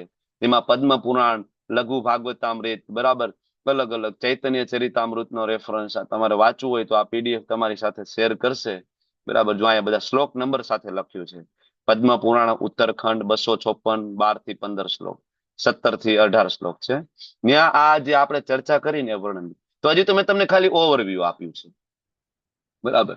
એટલે આ ઓવરવ્યુમાં એટલું સમજો કે ગોલોકધામ, નીચે વૈકુંઠ અને આ ભૌતિક જગત, અને આપણે બધા અહીં ફસાણા છીએ અને ભક્તિ કરીને આપણે ઉપરના, બરાબર, જે આધ્યાત્મિક જગત કહેવાય આ છે, અને આ ભૌતિક જગત છે. આ ત્રિપાદ વિભૂતિ કહેવાય, આને એકપાદ વિભૂતિ કહેવાય. ભગવાન ત્રિપાદ વિભૂતિના અધિષ્ઠાતા છે. તો ભાગવતમની અંદર સ્કંદ બીજામાં ભગવાન કહે છે કે આપણે એકપાદ વિભૂતિમાંથી બહાર નીકળીને ત્રિપાદ વિભૂતિમાં જવાનું છે. ઓકે. તો આ ગોલોક ચાર્ટ કે આપણે ક્યાં ફસાણા છીએ. પછી તમારે કઈ પ્રશ્ન હોય તો છેલ્લે જરૂરથી તમે પૂછજો. હવે હું આજના અધ્યાય તરફ આગળ વધું કે આજનો અધ્યાય કૃષ્ણ ભાવના યુક્ત કર્મયોગની આપણે ચર્ચા કરીએ તો હમણાં આપણે વાત કરીએ એમ કે ત્રીજો અધ્યાય આપણે ભણી ગયા જેનું નામ હતું કર્મયોગ, અને ચોથો અધ્યાય ભણી ગયા જેનું નામ હતું દિવ્ય જ્ઞાન. બરાબર. તો હવે કન્ફ્યુઝન ક્યાં છે? આમ જોવા જઈએ તો ત્રીજા અધ્યાયમાં ભગવાને કીધું કર્મ કરવું પડશે, ચોથા અધ્યાયમાં જ્ઞાન આપી દીધું. તો પછી હવે 5મો અધ્યાય કૃષ્ણ ભાવના કર્મયોગ શું કામ આવ્યો? આ આવવાનું એક જ કારણ છે કે અર્જુનને પ્રશ્ન થયો પાછો. અર્જુન મૂંઝાઈ ગયા. બરાબર. એટલે અર્જુન ભગવાનને પૂછે છે, સંન્યાસમ કર્મણા કૃષ્ણ પુનર્યોગમ ચ સંસસી યત શ્રેયમ એત યોરેકમ તન્મે બ્રૂહી સુનિશ્ચિતમ. કે ભગવાન સુનિશ્ચિતમ, એક વસ્તુ કયો ને તમે, મારે જ્ઞાન માર્ગ ઉપર ચાલવાનું છે, મારે કર્મ માર્ગ ઉપર ચાલવાનું છે. બરાબર. તમે ત્રીજા અધ્યાયમાં કર્મયોગ કીધો, બરાબર છે, હું એગ્રી થયો. પણ ચોથા અધ્યાયમાં તમે દિવ્ય જ્ઞાન કીધું, તો તમે એમ કીધું કે જ્ઞાન પ્રાપ્ત કરીને કર્મ કરવું જોઈએ. તો ભગવાન જ્ઞાન પ્રાપ્ત કરવા માટે તો મારે લાઇબ્રેરીમાં જવું પડે, રીડિંગ કરવું પડશે, નોટ બનાવવી પડે. તો હું આ યુદ્ધ કરતા કરતા કેવી રીતના થાય? હું આખો દિવસ યુદ્ધ કરીશ તો હું તો થાકી જઈશ. સાંજ પડે, બરાબર, ખાધા ભેગો ના થાવ એવો થાકી ગયો હોય, અને તમે એમ કહો જ્ઞાન પ્રાપ્ત કરો. જો બહુ પ્રેક્ટિકલ પ્રશ્ન છે, ખાલી અર્જુનનો પ્રશ્ન નથી, આ તમારો ને મારો પ્રશ્ન છે. વિચારો, છે કે નહીં તમારો ને મારો પ્રશ્ન? બરાબર. પ્રભુજી તમે એમ કહો છો કે ભગવદ્ ગીતા વાંચો, ભગવદ્ ગીતાની નોટ બનાવો, પણ પ્રભુજી આખો દિવસ જોબ કરવાની, સવારથી લઈને સાંજ સુધી. બરાબર. કોઈની ગવર્મેન્ટ જોબ છે, કોઈની પ્રાઇવેટ જોબ છે, કોઈ ગૃહિણી છે. બરાબર. તો કેવી રીતના થાય? જોબ એ કરવાની ને તમે એમ કહો છો જ્ઞાન એ પ્રાપ્ત કરવાનું, આ બધું તો કેવી રીતના એક સાથે મેનેજ થાય? બરાબર. એટલે અર્જુન પૂછે છે કે ભગવાન તમે પેલા કીધું કર્મનો ત્યાગ કરવાનો છે, બધું છોડી દેવાનું છે. પછી તમે કીધું કે ભક્તિપૂર્વક કર્મ કરવાનું છે. બરાબર. મતલબ પેલા કીધું કે તમારે જ્ઞાન પ્રાપ્ત કરવાનું, પછી કીધું તમારે કર્મ કરવાનું. તો મને એક વસ્તુ કેશો, યત શ્રેય, મને એક વસ્તુ જે કન્ફર્મ હોય ને એ તમે કહો. બરાબર, કે જે મારા માટે કલ્યાણકારી હોય. અર્જુન ભગવાનને પ્રશ્ન પૂછે છે. અર્જુનનું આ કન્ફ્યુઝનના કારણ ઘણા બધા છે. અત્યાર સુધી જે ચર્ચાઓ થઈ, એવું નથી કે ભગવાન અર્જુનને કન્ફ્યુઝ કરવા માંગે છે. બરાબર, પણ ચર્ચાઓ એ રીતના થઈ કે એમાં મોટા મોટા વિદ્વાન લોકો કન્ફ્યુઝ થઈ જાય. જેમ કે પેલા અધ્યાયમાં અર્જુને બહુ ક્લિયર કટ ભગવાનને સ્ટેટમેન્ટ આપ્યું કે ભગવાન અનિર્ણયતા છે ને તમે મને એક નિર્ણય આપો. બરાબર ને? અર્જુને જે 5 કારણ રજૂ કરી એમાં 5મું કારણ શું હતું? અનિર્ણયતા. યુદ્ધ કરવું કે ના કરવું. તો તમે મને એક વસ્તુ કહો. તો ભગવાને બીજા અધ્યાયમાં અર્જુનને શરૂઆત કરી કે અર્જુન આપણે તો શરીર નથી, આપણે આત્મા છીએ. તો અર્જુન કે ભાઈ આત્મા હોય તો યુદ્ધ કરવાની શું જરૂર છે? આત્માને કઈ યુદ્ધ કરવાની જરૂર પડતી નથી. બરાબર, એ માથાકૂટ બધા શરીર બધા રિલેટેડ માથાકૂટ છે. આત્માને શું મગજમારી કરવાની? તો અર્જુન કે યુદ્ધ નથી કરવું. તો ભગવાને એમ કીધું ફરીથી કે ના ના, નિયત ફરજો તો તારે નિભાવવી પડશે ને. તું ક્ષત્રિય છો, તું યુદ્ધ નહીં કરે તો દુર્યોધન જેવો પાપાચારી છે, બરાબર, એ આગળ જતા રાજા બનશે. તો એના રાજ્યની અંદર, એના શાસનની અંદર કોઈ સ્ત્રી સુરક્ષિત રહેશે? બરાબર. અર્જુન કે વાત તો સાચી છે. બરાબર, હું ક્ષત્રિય છું તો મારે બચાવવા જોઈએ. બરાબર, તો હું યુદ્ધ કરીશ. પણ ભગવાને પાછું બીજા અધ્યાયમાં એમ કીધું કે પણ જો ભાઈ ફળદાયી પ્રવૃત્તિ કરીશ તો ફસાઈ જઈશ. સકામ કર્મથી તો ફસાઈ જઈશ, કર્મનું બંધન થઈ જશે. તો અર્જુન કે કર્મનું બંધન થાય તો આ ધંધો શું કામ કરવો જોઈએ? તો યુદ્ધ નથી કરવું. બરાબર, પણ ભગવાન એમ કીધું કે ના, ભક્તિમય સેવા કરીશ ને તો કર્મનું બંધન નહીં થાય. તો અર્જુન કે તો યુદ્ધ કરીશ. બરાબર, પછી ત્રીજો અધ્યાય આવે ને તો અર્જુનને ભગવાન એમ કીધું ત્રીજા અધ્યાયમાં કે ખરેખર જે જ્ઞાની વ્યક્તિ હોય ને એને ખરેખર કોઈ કર્મ કરવાની જરૂર નથી. તો અર્જુન કે જ્ઞાની તો હું છું, તો પછી મારે યુદ્ધ કરવાની શું જરૂર, કર્મ કરવાની શું જરૂર? તો યુદ્ધ નથી કરવું. પણ ચોથા અધ્યાયના અંતે ભગવાને એમ કીધું કે અર્જુન ઉભો થાને યુદ્ધ કર. ભગવાન ઘડીક કે યુદ્ધ કરો, ઘડીક કે જ્ઞાન પ્રાપ્ત કરો, બરાબર, ઘડીક કે ત્યાગ કરો. તો આમાં કઈ મને તો સમજાતું જ નથી ને. મને તમે એક વસ્તુ કયો, મારે યુદ્ધ કરવાનું છે કે નથી કરવાનું? સિમ્પલ વસ્તુ કહી દો. તમે મને કહો કે હું આ યુદ્ધ ભૂમિ, આ સંસાર, પરિવાર છોડીને જતો રહું જંગલમાં ને બેસી જાવ, ઓ આ કરું? કે પછી તમે મને કહો કે આ સંસારમાં હું રહું અને તમે જે રીતના કહો છો ભગવદ ગીતાની અંદર એ પ્રમાણે આ સંસારમાં રહી અને હું જે પણ વર્ણમાન, જે પણ આશ્રમમાં હોય, હું બ્રાહ્મણ હોય, ક્ષત્રિય હોય, વૈશ્ય હોય, શૂદ્ર હોય. હવે તમને ખબર પડી ગઈ છે કે જયારે હું બ્રાહ્મણ, ક્ષત્રિય, વૈશ્ય, શૂદ્ર બોલું તો અહીંયા જાતિની વાત કરતો નથી. અહીંયા હું વાત કરું છું ગુણ કર્મ. બરાબર, કે મારામાં ગુણ બ્રાહ્મણ ના હોય તો બ્રાહ્મણ નું કામ કરીશ. મારામાં ક્ષત્રિય, ધારો કે હું જીમ બીમમાં જાતો હોય, મારો કઈક બોડી બિલ્ડર હોય, બરાબર, થોડોક મારો સ્વભાવ ગુસ્સાવાળો હોય તો હું એનો ઉપયોગ કરીશ ભગવાનની સેવામાં. હું જોઈશ કે કોઈ ભક્તોને હેરાન કરશે, કોઈ વૈષ્ણવોને હેરાન કરશે તો હું એની આડો ઉભો રહીશ. કારણ કે મારામાં એ ગુણ છે ભાઈ, હું એ કરી શકું એમ છું. બરાબર, હું એ રહીને તમારી સેવામાં વાપરીશ. કોઈ એમ કે ભાઈ આપણાથી, ભાઈ આપણે બહુ કહેવાય કે બળશાળી નથી અને આપણી પાસે વેદોનું એવું કોઈ જ્ઞાન નથી, પણ આપણે વૈશ્ય છીએ ભાઈ, આપણે પૈસા કમાવું જાણીએ. ગુજરાતીઓ પૈસા કમાવા જાણે. આ તો ભાઈ તો બરાબર, પૈસા હું ભગવાનની સેવામાં લગાડીશ, વૈષ્ણવોની સેવામાં લગાડીશ, ધર્મને બચાવવા માટે હું પૈસા ની હું સેવામાં લગાડીશ. ઇસ્કોનમાં અત્યારે તમે જો તો સૌથી વધારે ભગવદ ગીતા, બરાબર, અમે લોકો આખા વિશ્વમાં વહેંચી રહ્યા છીએ. બરાબર, તો ઘણા બધા લોકો ઇસ્કોનમાં ભગવદ ગીતાનું દાન કરે છે. ભગવદ ગીતાની મૂળ કિંમત છે 350 રૂપિયાની આસપાસ થાય.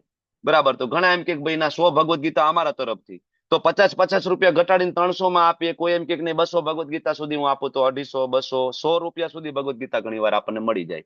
જે 12મો મહિનો આવે ગીતા મેરેથોન, એકદમ લોઅર રેટમાં આપી દે. હવે એટલામાં તો આપણી બનતી જ નથી ભગવદ ગીતા. તમે જોશો આપણી ભગવદ ગીતા તોય આપણે આપી દઈએ. શું કામ? કારણ કે આપણું મેન હેતુ છે ભગવાનના મિશનમાં સહભાગી થવું, ને ભગવાનનું આ મિશન છે ભગવદ ગીતાનો પ્રચાર કરવો.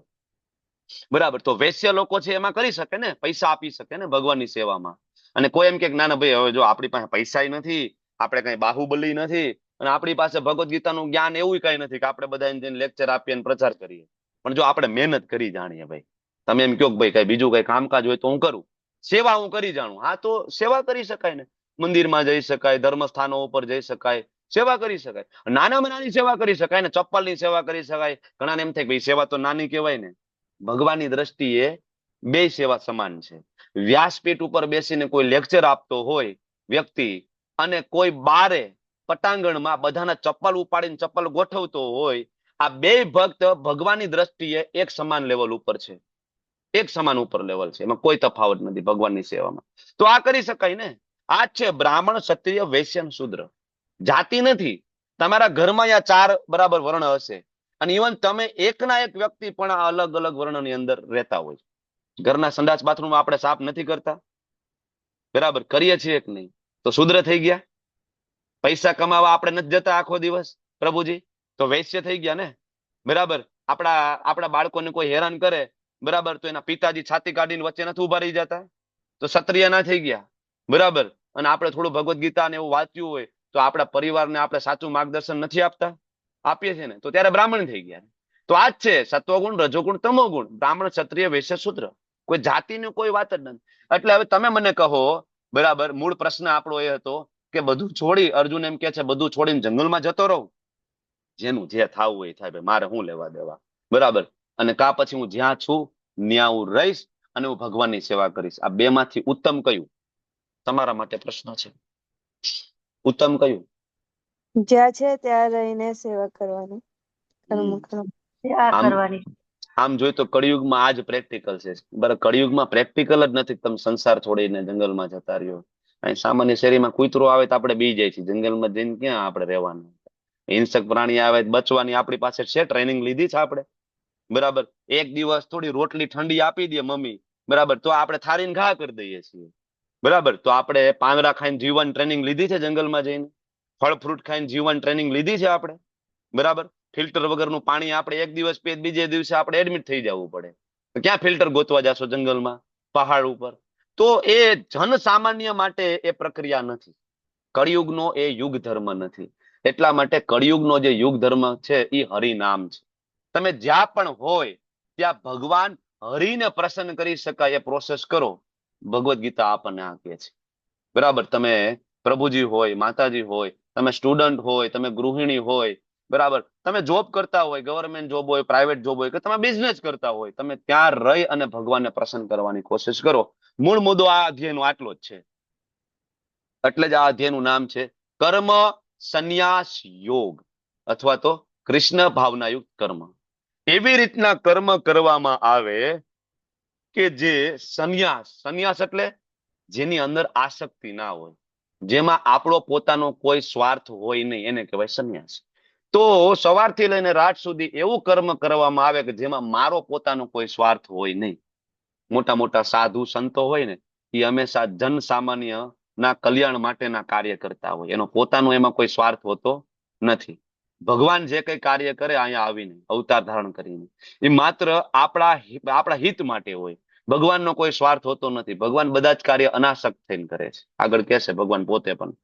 તો કર્મ સંન્યાસ એટલે કે કર્મ એ રીતના કરવાનું કે જેમાં કોઈ પણ પ્રકારની આસક્તિ ના હોય, તો એ શું બની જાય? યોગ.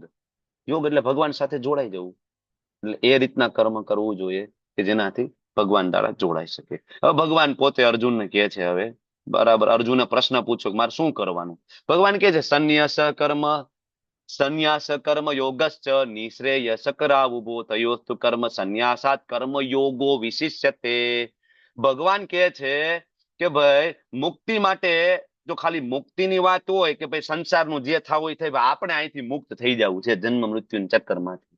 ઘરવાળાને જે થવું હોય થાય, સમાજનું જે થવું હોય થાય, બીજાને ભક્તિ કરવી હોય તો ભલે, ન કરવી હોય તો ભલે, આપણે સમજી ગયા ને, આપણે આપણું કરી લઈએ, બરાબર? તો ભગવાન કે જો આવો તારો એટીટ્યુડ હોય ને તો પછી બે વસ્તુ કર, એમાં કોઈ વાંધો નથી, બરાબર? પણ જો તું મને પ્રશ્ન પૂછતો હોય, બરાબર, તો ભગવાન કે છે ભક્તિયુક્ત કર્મ વધારે શ્રેષ્ઠ છે. શું કામ? કારણ કે ઓલું તું છોડીને જાય તો કદાચ તારો એકલાનો ઉદ્ધાર થાય, પણ જયારે તું કર્મયોગો વિશિષ્ય તે, પણ તું જો કર્મ યોગ કરીશ, એટલે કે મારી પ્રસન્નતા માટે જયારે તું કર્મ કરીશ, તો એનાથી તારો એકનો નહીં, તારી સાથે હજારો ને લાખો લોકોનો ઉદ્ધાર થશે, બરાબર? અમારા ઇસ્કોનના ફાઉન્ડર આચાર્ય શ્રી પ્રભુપાદજી, બરાબર, આ ધરતી ઉપરના આમ અત્યારની આપણે કહીએ આ સાંપ્રત યુગની અંદર કહી શકાય કે મહાન સંત થયા. અને હમણાં તમને બધાને ખબર છે કુંભ મેળામાં એમને વિશ્વગુરુની બરાબર એને પદવીથી સન્માનિત કરવામાં આવ્યા. વિશ્વગુરુ જગતગુરુ એસી ભક્તિવેદાંત સ્વામી શ્રી પ્રભુપાદ. હવે 70 વર્ષની ઉંમરે દાદા વૃંદાવનમાં તો હતા જ, ત્યાં ભજન કીર્તન કરતા હતા. 70 વર્ષની ઉંમરે શું જવાની જરૂર હતી અમેરિકા એને? અમેરિકા 1.5 મહિના સુધી બોટમાં જવું, બરાબર, એ પાછું કાર્ગો શિપમાં જવું, રસ્તામાં 2 હાર્ટ એટેક આવી જવા, અમેરિકામાં કોઈ ઓળખે નહીં, કોઈ પાળખે નહીં, કોઈ જાણે નહીં, અને એવા બધા હિપી જે ડ્રગ લેતા હોય, નોનવેજ લેતા હોય, માંસાહાર કરતા હોય, વ્યભિચારી, આવા લોકોની વચ્ચે જઈ શું જરૂર હતી એને? એ વૃંદાવનમાં બેસી શકતા હતા ને એક જગ્યાએ. કેટલાય બધા સંતો મહંતો છે વૃંદાવનમાં પોતાનો આશ્રમ ખોલી ને પોતાની ભક્તિ કરે, અને ત્યાં વૃંદાવનમાં શરીર છૂટી જાય, ભગવત ધામ જાય. શાસ્ત્રમાં તો લખ્યું જ છે. તો એ નહોતા કરી શકતા? કરી શકતા હતા ને પ્રભુપાદ વૃંદાવનમાં બેસીને, પણ એને કર્યું નહીં. શું કામ ના કર્યું? કારણ કે ભગવાને અહીંયા કીધું છે. ભગવાને કીધું છે કે સંન્યાસ કર્મ યોગશ્ચ નિશ્રેય ચક્રાવવો તયોસ્તુ કર્મ સંન્યાસાત. કર્મ સંન્યાસાત, કર્મને છોડી દેવું, કર્મનો ત્યાગ કરવો, એના કરતા કર્મ યોગો વિશિષ્ટ તે. કર્મ યોગ વિશિષ્ટ છે. એટલા માટે પ્રભુપાદ 70 વર્ષની ઉંમરે અમેરિકા ગયા. 70 વર્ષના એ દાદા રોજ 25 લોકોનું જમવાનું પોતે જાતે બનાવતા હતા. અને આને કહેવાય ત્યાગ. ત્યાગ એટલે એવું નહીં કે આપણે આપણી પાસે છે એ બધું છોડી દેવા. ઘર છોડી દે, પરિવાર છોડી દે, બાળકો છોડી દે, પત્ની છોડી દે, હું મોટો ત્યાગી છું. બરાબર. શાસ્ત્ર એમ કે છે કે આપણે ત્યાગ કેવી રીતના કરી શકાય? કારણ કે આ બધું છે કોનું? ઈશા વાસ્યમ ઇદમ સર્વમ. ભગવાન કૃષ્ણનું છે. ઈશોપનિષદનો બીજો શ્લોક વાંચો. ભગવાન કૃષ્ણનું આ બધું છે. 7મા અધ્યાયમાં આપણે પરમ દિવસે ભણશું. ભગવાન કહે છે ભૂમિરાપો નલો વાયુ ખમ્મનો બુદ્ધિ રેવ. આ બધું મારું છે, પંચમહાભૂતમાંથી. જે જેનું છે એના માટે તમે ત્યાગ કેવી રીતના કરી શકવાનો છો? તો સાચો ત્યાગ તો એ છે કે જેનું છે એને એની સેવામાં લગાડી દેવું, અને કહેવાય ત્યાગ. એટલે પ્રભુપાદ પાસે જે કાંઈ હતું એ પ્રભુપાદે ભગવાનની સેવામાં લગાવ્યું. અને એ જ આપણને ગોસ્વામી આપણા આચાર્યો કે છે. બાકી ફલ્ગુ વૈરાગ્ય છે, ફલ્ગુ ત્યાગ છે. બાકીનો જે ત્યાગ છે કેવું છે? વૈરાગ્ય ફલ્ગુ કથ્યતે. ભક્તિ રસામૃત સિંધુનો શ્લોક છે. બાકી ત્યાગનો કોઈ મતલબ નથી. જે ત્યાગ દ્વારા ભગવાન પ્રસન્ન ના થાય તો એવો ત્યાગ છે એને ફલ્ગુ ત્યાગ કીધો છે. બરાબર. તો કર્મ અને કર્મયોગનો આ તફાવત છે. કર્મ આપણે આપણા માટે કરીએ છીએ જેનું બંધન થાય છે, જે આપણે 3જા અધ્યાયમાં ભણી ગયા છીએ. અને કર્મ યોગ, બરાબર, એ ભગવાન માટે થાય છે, ભગવાનની પ્રસન્નતા માટે થાય છે, શાસ્ત્ર પ્રમાણે થાય છે, અને જેના દ્વારા વ્યક્તિને કર્મનું બંધન લાગુ પડતું નથી. બરાબર. આ જ છે. બહુ પાતળી ભેદરેખા છે. તમે બહારથી જોવો ને, ઇસ્કોનના ભક્તો બધા 99% ભક્તો ઇસ્કોનના ગૃહસ્થ છે, જોબ કરે છે, બિઝનેસ કરે છે. હવે ઇસ્કોનનો કોઈ ભક્ત હોય અને આઈટી કંપનીમાં જોબ કરતો હોય તો તમે ત્યાં જઈને જોવો તો એ કોમ્પ્યુટર ઉપર કામ કરતો હોય. તમને એવું લાગે કે આ કામ કરે છે. બાજુના વ્યક્તિને જોવો તો ઈ કામ કરતો હોય, તમને એમ લાગે કે આ કામ કરે ને આ કામ કરે. ફેર શું છે? પણ બેયમાં તફાવત છે. ઓલો જે વ્યક્તિ કામ કરે છે પોતાના માટે કામ કરે છે, અને હું પણુના ભાવથી કામ કરે છે કે હું કરું છું. અને કૃષ્ણ ભાવના રૂપના જે વ્યક્તિ કામ કરે એ ભગવાનની સેવા અર્થે કામ કરે છે. ભગવાને મને આ શરીર આપ્યું છે, આને નિભાવવું જોઈએ મારે. ભગવાને મને પત્ની આપી છે, બાળકો આપ્યા છે, મારી ફરજ છે કે એનું પાલન પોષણ કરવાની જવાબદારી મારી છે. તો એ પાલન પોષણ કરશે પણ ભગવાનના પ્રસાદ સ્વરૂપે. હું કરું છું એમ નહીં. હું તો ભગવાનનો સેવક છું. બરાબર. મારા સ્વામી છે, કરશે તો એ બધું, હું સેવક છું. બરાબર. તો આ ભાવ છે, આ ભેદ છે કર્મ અને કર્મયોગનો. એટલે ઘણા બધા એમ કે ના ના ભાઈ, ભક્તિ કરવાની જરૂર નથી, ભગવાન માટે કર્મ કરવાની જરૂર નથી, બસ સારું કામ કરો. આ બહુ જળહળતો પ્રશ્ન છે. બરાબર. આજે સમાજમાં જોવા મળે છે. ભાઈ સારું કામ કરો, વૃદ્ધાશ્રમમાં દાન આપો, અબોલ પશુને ખવડાવો, ગરીબોને અનાજ આપો, શિયાળામાં ધાબળા વેચો, બરાબર, ખોટું ના બોલો, કાળાબજારી ના કરો. બસ આ જ ભક્તિ છે. મંદિરે જવાની જરૂર નથી, માળા કરવાની જરૂર નથી, બસ આ કરો એટલે ભક્તિ છે. ખરેખર એ ભક્તિ છે નથી. બરાબર. આજના અનુસંધાને એક કથા કે ખરેખર ખાલી દાન કરીએ, ખાલી સારું કર્મ કરીએ તો બંધન નહીં થાય. બરાબર. સરસ મજાની કથા છે. શું માનવ સેવા એ માધવ સેવા છે?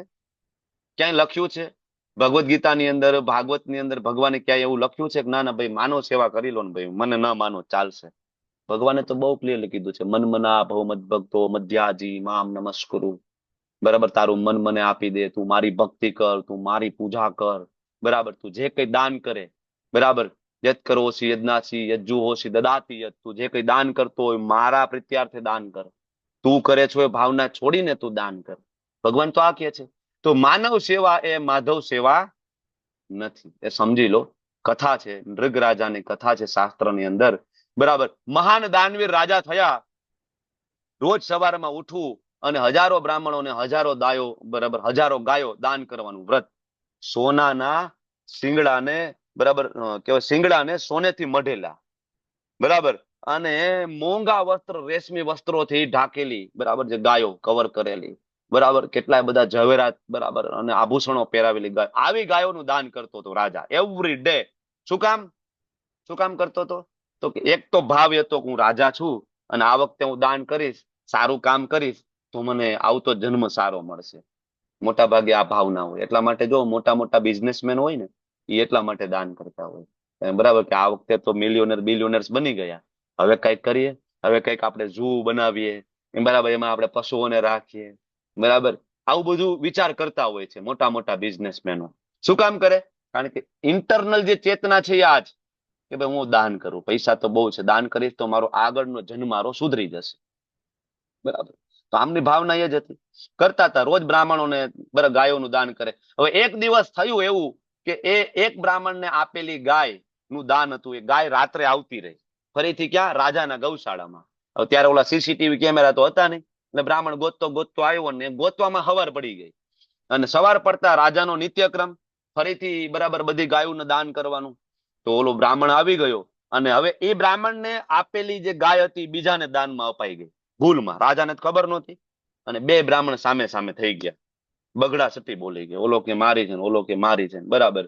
અને રાજાને ખબર, કારણ કે રાજા શાસ્ત્ર વાંચેલું હતું.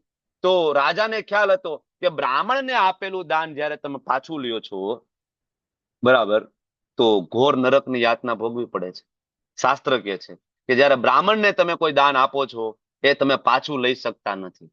પદ્મપુરાણની અંદર સૃષ્ટિખંડમાં ભગવાન કાર્તિકેય મહારાજ અને ભગવાન શિવજી વચ્ચેની આ ચર્ચા છે, ડિટેલમાં ચર્ચા છે. બ્રાહ્મણને આપેલું દાન પાછું લેવાય નહીં, બરાબર. હવે રાજાને તો ખબર પડી ગઈ કે હવે ફસાઈ ગયા છીએ.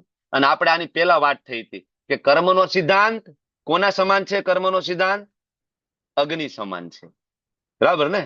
કોઈ એમ કે ભાઈ ભૂલ થઈ ગઈ, મને ખબર નહોતી, તો ખબર નહોતી તો ચાલશે નહીં, બરાબર. પાપ તો લાગશે ને હેરાન તો થવું પડશે. રાજાને ખબર હતી જે કર્મનો સિદ્ધાંત અગ્નિ સમાન છે ને હેરાનગતિ પાકી. થોડા દિવસમાં ચિંતામાં ને ચિંતામાં રાજાનું મૃત્યુ થયું અને રાજા યમરાજની સામે ઉભા છે ને યમરાજ કહે છે બહુ સારું કામ કર્યું છે, તમને સ્વર્ગના ઇન્દ્રિય સુખ પ્રાપ્ત થશે, પણ એક ભૂલ થઈ છે તમારાથી. એટલે રાજા સમજી ગયા ભૂલ કઈ છે, બરાબર. તો કે એનું ફળ પેલા આપી દો.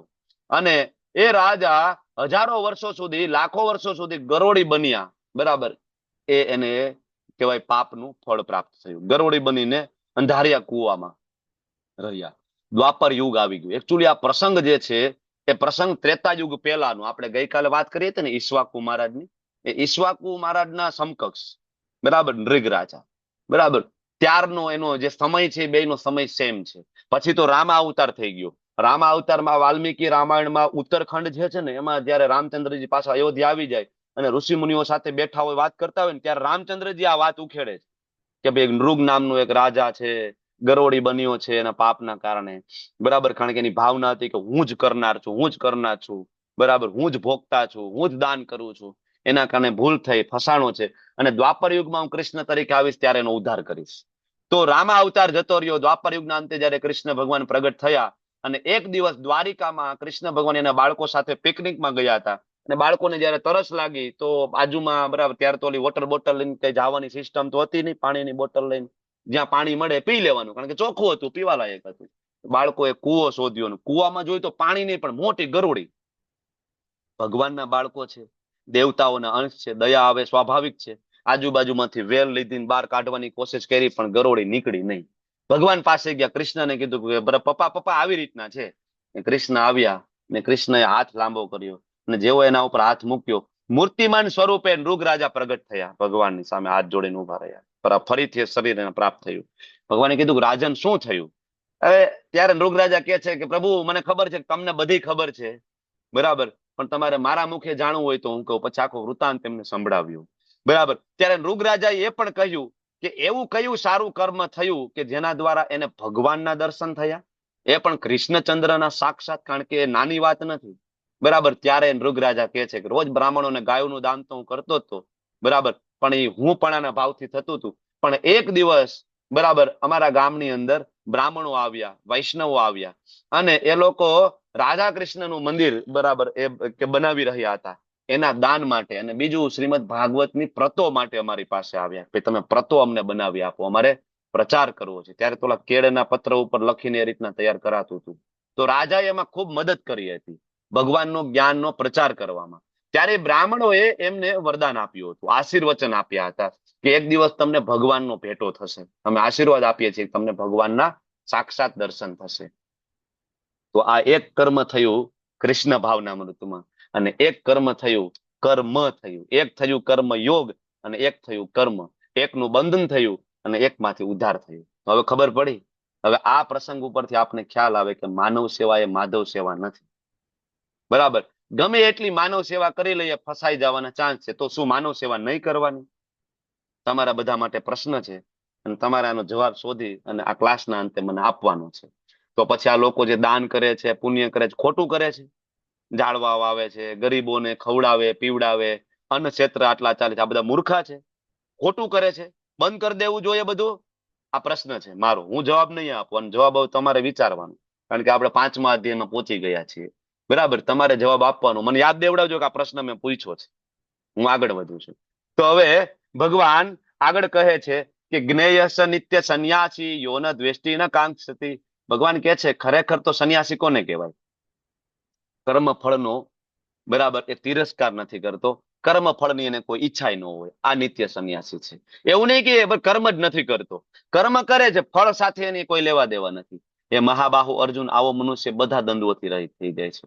શ્રી પ્રભુપાદજી બરાબર અહીંયા રહ્યા, ઇસ્કોનની શરૂઆત ઝાંસીમાં 1953માં કરી, 35 વર્ષ સુધી ભારતની અંદર પ્રચાર પ્રસાર કર્યો, પણ કોઈ સફળતા મળી નહીં. જેને કયો બરાબર અમારા આચાર્ય પ્રભુપાદ બરાબર દિલ્હીની સડકો ઉપર ખુલ્લા પગ બરાબર ચાલતા, અને બેક ટુ ગોડેડ મેગેઝિન બધાને આપવા માટે જતા રેસ્ટોરન્ટમાં કે ભાઈ ભગવદ્ ગીતા આવો બરાબર, હું તમને સમજાવું, આપણે વાંચીએ, ભાગવતમ વાંચીએ. કેટલી વખત એવું થયું છે કે બળબડતો જે તડકો હોય એના કારણે, ડિહાઇડ્રેશનના કારણે પ્રભુપાદ પડી ગયા છે દિલ્હીની સડકો ઉપર, કારણ કે દિલ્હીમાં પણ પ્રચાર કરવા માટે ગયા હતા. ભારતમાં એવો પ્રતિસાદ ના મળ્યો. 35 વર્ષ સુધી દાદાએ મહેનત કરી, બરાબર, કોઈ પ્રતિસાદ ના મળ્યો. તો નાસીપાસ થઈ ગયા, ડિપ્રેશનમાં આવી ગયા, ટેન્શનમાં આવી ગયા? નહીં, કારણ કે કર્મ ફળનો કોઈ તિરસ્કાર છે જ નહીં. કર્મ કરવાની વાત છે ભગવાન માટે, બરાબર. અને પછી જેવા અમેરિકા ગયા, 10 વર્ષની અંદર આખા વિશ્વમાં 108 જળહળતા મંદિરો, 108, 10,000 શિષ્યો કે જે માથે મુંડન હોય, શિખા હોય, જનેઉધારી, તિલકધારી, કે જેની અંદર બ્રાહ્મણોના બધા લક્ષણો જે 18મા અધ્યાયમાં કે છે, સમોદમસ્ત શૌચમ શાંતિ માર્જવમ ચ, આ બધા લક્ષણો બરાબર, આવા 10,000 શિષ્યોને લઈને ફરીથી ભારત આવ્યા. 10 વર્ષમાં આવી સફળતા મળી તો છકી ગયા, પોતાની જાતને ભગવાન કહી દીધું. આવા કેટલાય છે બરાબર, કે થોડુંક સફળતા મળીને, થોડા ફોલોવર્સ મળ્યા ને પોતે જ ભગવાન બની ગયા. કેટલાય છે અત્યારે સમાજની અંદર. ભગવાન રાધા કૃષ્ણ પેલા રાખે ને ધીમે ધીમે રાધા કૃષ્ણ સાઈડમાં વયા જાય, પછી પોતાના ગુરુ ભગવાન થઈ જાય. જો બધા મંદિરમાં પોતાના ગુરુ જ અત્યારે સર્વોપરી છે અને એ જ ભગવાન બની ગયા છે. બધાય ભગવાન બની ગયા. અને અમારા પ્રભુપાદ આખા વિશ્વમાં પ્રચાર કર્યો. આજે અમને બધાને, ઇસ્કોન વાળાને કોઈ પ્રભુપાદ વાળા તરીકે નથી ઓળખતા, બાકી બધાને દાદા વાળા, બાબા વાળા, મામા વાળા તરીકે ઓળખે છે. અમને કોઈ પ્રભુપાદ વાળા તરીકે નથી ઓળખતા. ઇસ્કોન વાળાને કેવી રીતના ઓળખે છે? તમે હરે કૃષ્ણ વાળા છો ને એવી રીતના ઓળખે છે, બરાબર ને? તમે ક્યાંય જાશો શું કહેશે તમને આ તિલક જોઈને? તમે હરે કૃષ્ણ વાળા છો. પ્રભુપાદને એટલું કોઈ ઓળખતું પણ નથી. આને કહેવાય સાચો ભક્ત, આને કહેવાય નિષ્કામ, અનાસક્ત થઈને કર્મયોગ કરવો. ત્યારે આજે ઇસ્કોનના દરેક મંદિરમાં એમની પૂજા અર્ચના અમે કરીએ છીએ, બરાબર. કારણ કે કર્મફળનો તિરસ્કાર પણ નથી, કર્મફળની ઈચ્છા પણ નથી. આ સાચો નિત્ય સંન્યાસી છે. અને ત્યારે એ બધા દ્વંદ્વોથી રહિત થઈ જાય. સુખ હોય, દુઃખ હોય, ઘણી બધી મુશ્કેલીઓ આવી, ઘણી વખત હળાહળ અપમાન થયું, ઘણી વખત જાન લેવા હુમલા થયા છે, બરાબર. છતાં પણ આ બધામાંથી બહાર નીકળીને ભૌતિક બંધનને સહજમાં પાર કરીને સંપૂર્ણપણે મુક્ત થાય, આને કહેવાય સાચો સંન્યાસી. એટલે કર્મ યોગ ભગવાને કરવાનું કે છે. બાજુનું જો પિક્ચર છે હરિદાસ ઠાકોરજીનું છે. મુસ્લિમ, બરાબર, મુસ્લિમ જાતિમાં એમનો જન્મ થયો, પણ ભગવાનના અનન્ય ભક્ત, રોજની 192 માળા કરતા હતા. મુસ્લિમોએ ખૂબ બરાબર પ્રયત્ન કર્યો, વેશ્યાને મોકલી એની પાસે, એનું પતન કરવા માટે, ના થયું. ઉલટાની વેશ્યાને ભક્ત બનાવી દીધી હરિદાસ ઠાકોરે, બરાબર. અલગ અલગ બજારોમાં જઈ અને હરિદાસ ઠાકુરને કોળા માર્યા, ચાબુક માર્યા કે ભાઈ તું મુસ્લિમ છો, બરાબર, અને તું રામનું નામ લેશ, હરે કૃષ્ણ કરેશ, કોળા માર્યા. બરાબર. હરિદાસ ઠાકુર કે છે નહીં, બરાબર, મારા કદાચ આખા શરીરના ટુકડા કરી નાખો ને તો પણ રામનું નામ તો આમાંથી બંધ નથી થાય એવું. ભગવાનની પ્રસન્નતા માટે કર્મ કરવું. બરાબર. આ સાચો સંન્યાસી છે. બરાબર. એટલે ભગવાન આગળ કહે છે સંન્યાસસ્તુ મહાબાહો દુઃખમ આપતુમ અયોગત. આમાં જે છેલ્લો શબ્દ છે ને બહુ જ મહત્વનો છે કે અયોગત હોય.